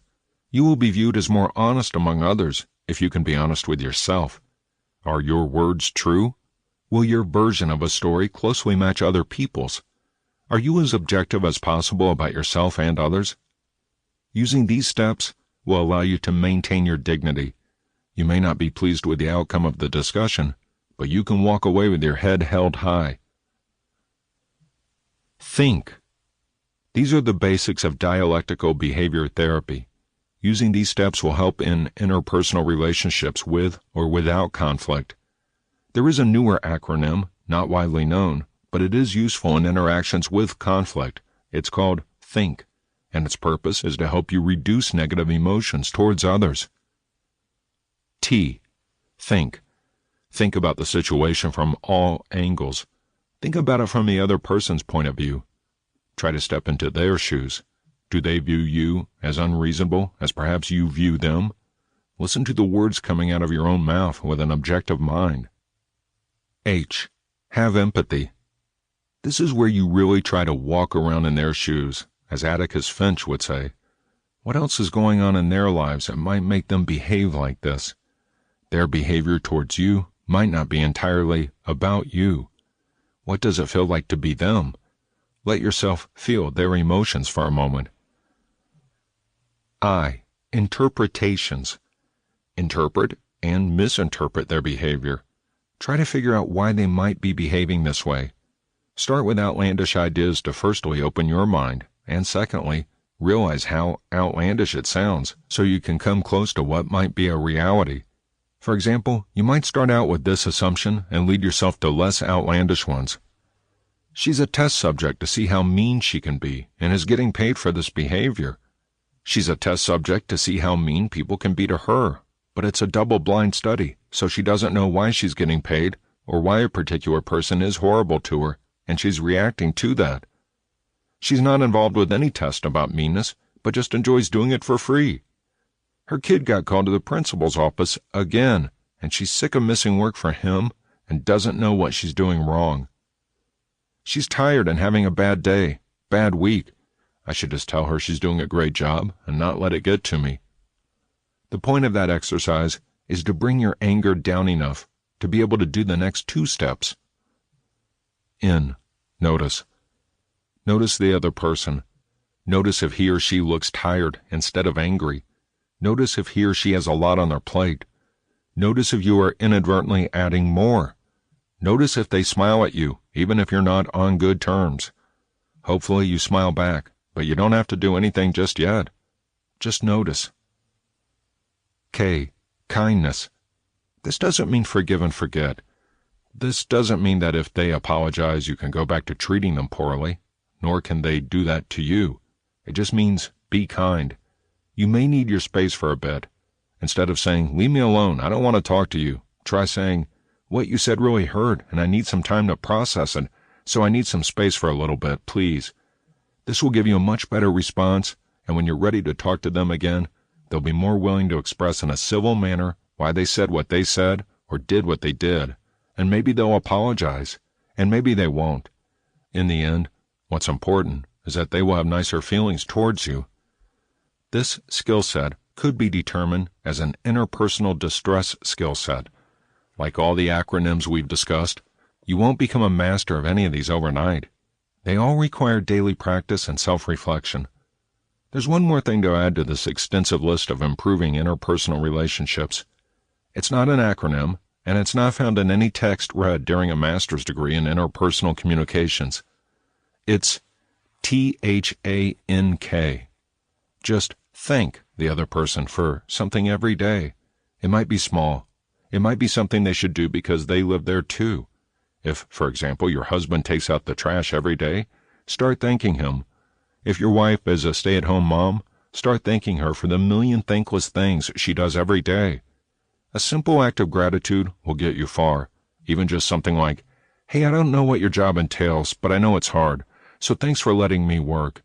Thanks for keeping the kids alive and fed every day. Conclusion. Dialectical behavior therapy has offered much in the realm of therapies. Dr. Linehan has saved thousands of lives with her innovative work. A borderline personality disorder is not being crazy or unhinged. It's simply a mental illness. It includes many other mental illnesses as facets of it. Because of that, it only makes sense that an effective therapy would include many types of therapy and self-reflection. Mindfulness is probably the most important aspect of DBT because we have been trained not to be mindful. We're like ants scurrying around. Hurry, hurry, hurry, but going nowhere. Mindfulness forces you to focus on the present. Ask yourself, am I treading water? Am I at the bottom of a rung I do not want to be on, or the middle of one I don't? When you choose mindfulness, you look at your life for a moment. Your questions aren't all going to be answered in one moment of mindfulness. It's something that must be practiced every day. DBT is an excellent medium for learning skills of mindfulness and interpersonal relationships. When therapy is complete, you've acquired an outstanding toolkit of skills to reach from in any situation. Our entire lives are our memories and our interpersonal relationships. Because DBT focuses on mindfulness and interpersonal relationships, it is one of the most effective types of therapies. When we're mindful, we're creating memories. We're technically creating memories when we're not mindful as well, but not memories of what's actually happening. In summary, by practicing the skills of DBT, we create memories and interpersonal relationships. And having good memories and relationships is what makes a life worth living.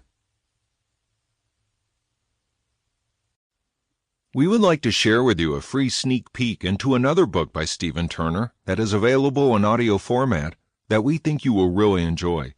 The audiobook is called Cognitive Behavioral Therapy, an Essential CBT Guide to Rewiring the Brain and Overcoming Anxiety, Depression, and Intrusive Thoughts, using a highly effective form of psychotherapy. Enjoy. Introduction. Cognitive Behavioral Therapy, CBT, is a form of therapy that focuses on the connection between your thoughts, cognitive, and your actions, behaviors. CBT works based on the concept that your thoughts about various circumstances stimulate how you feel emotionally and physically towards those circumstances. In most cases, these feelings CBT works based on the concept that your thoughts about various circumstances stimulate how you feel emotionally and physically towards those circumstances. In most cases, these feelings are neutral or positive. However, they can also be negative and destructive. For those experiences, CBT seeks to use the power of cognitive restructuring and behavioral implementation to support you in experiencing freedom from your destructive feelings and behaviors.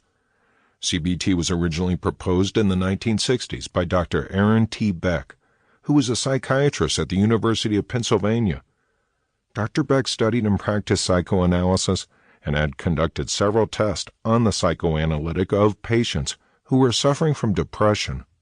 He was surprised when all his original beliefs around depression were invalidated by his findings, which ultimately led him to look even further into the way depression could be conceptualized. What he found was that patients who have depression experience streams of negative thoughts that arise spontaneously within their minds. Dr. Beck called these cognitions automatic thoughts. From there, he went on to discover ways to begin evaluating these automatic thoughts and coached his patients through thought-based practices that were used to combat the automatic thoughts and restore peace within the brain. This went on to become what we know as cognitive behavioral therapy. CBT is an evidence-based psychological treatment that works on the foundation of thoughts and behaviors. This is not about thinking positive so that you can feel better. CBT is about strategically adjusting your thought processes so you can adjust the way you feel about things, thus helping you have less intense responses to the world around you. It works in a very specific manner and requires consistent implementation for it to be effective in helping you treat your behavioral concerns, such as anxiety, depression, PTSD, anger, and even procrastination. It has been even used to treat eating disorders and various addictive behaviors in people. Based on research, CBT has been proven to be just as effective, if not more effective, than using medication alone when it comes to treating depression and anxiety specifically. People who experience these two psychological disorders are known to experience consistent relapses in their depressive or anxious episodes, even if they are being treated with specific medications. When these individuals partake in CBT, however, they are far less likely to relapse, and if they do, they are far more resilient towards their relapses. This means that if you experience depression and you use CBT to treat it, you are less likely to experience major depressive episodes following successful treatment, because you are now equipped with the proper skills to overcome depression before it becomes problematic. If you are ready to begin living a life free of the problematic symptoms of your anxiety or depression, cognitive behavioral therapy will show you everything you need to know to understand CBT and begin implementing it in your own life. Be sure to take your time and listen to this audiobook in the order that it has been written to successfully treat yourself with CBT. Make sure that you truly find the time to fully understand the tools in Chapter 4 and that you understand how to implement them before moving forward so that you are equipped to deal with any challenges that may arise along your journey. This will ensure that you are ready to embrace the entire journey and are successful in your efforts. Part 1. Clarifying the problem and setting goals. Chapter 1. Identifying the problem. You think more than 70,000 thoughts every single day.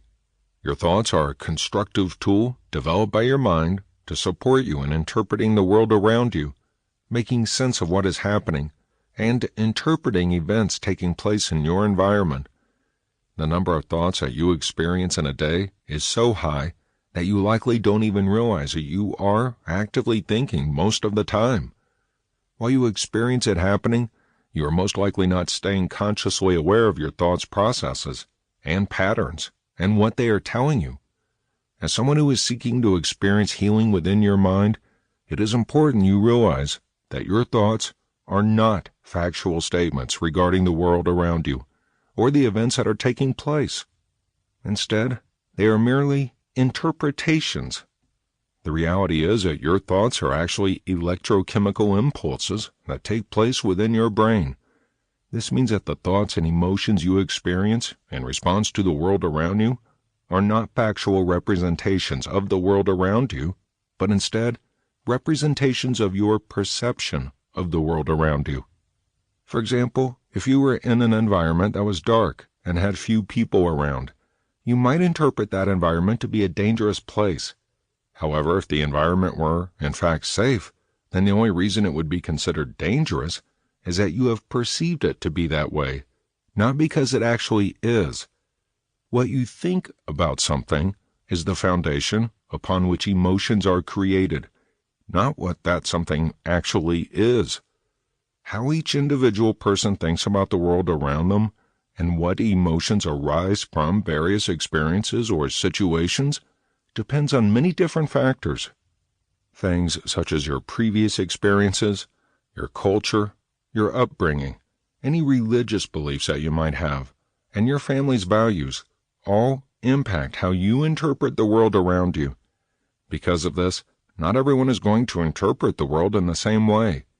If you were to take two people from different backgrounds and put them together in the same environment, the chances are they would each have completely different emotional responses to the world around them. The reality that thoughts are not factual and that we all experience different thoughts and emotions in relation to our environment proves that we cannot assume that everything is exactly as we believe it to be. In doing so, we may wrongly interpret our environment and behave in a way that is completely inappropriate to the said environment. This either causes us to create a negative experience between ourselves and someone else, or simply within ourselves. For example, if you were to enter an environment that you perceived as unwelcoming, you might be rude or withdrawn from others in that environment and find yourself feeling extremely uncomfortable and struggling to create connections with others. Alternatively, you might find yourself experiencing intense anxiety or discomfort because your belief of the environment has you feeling as though you are unwelcome, even if you truly are welcomed and wanted. If you want to listen to the entire book, search for the title, Cognitive Behavioral Therapy, an Essential CBT Guide to Rewiring the Brain and Overcoming Anxiety, Depression, and Intrusive Thoughts, using a highly effective form of psychotherapy, or just Stephen Turner on Audible or iTunes, and you should be able to find it. This has been Dialectical Behavior Therapy, the ultimate guide for using DBT for borderline personality disorder, difficult emotions, and mood swings, including techniques such as mindfulness and emotion regulation. Written by Stephen Turner, narrated by Sam Slidell. Copyright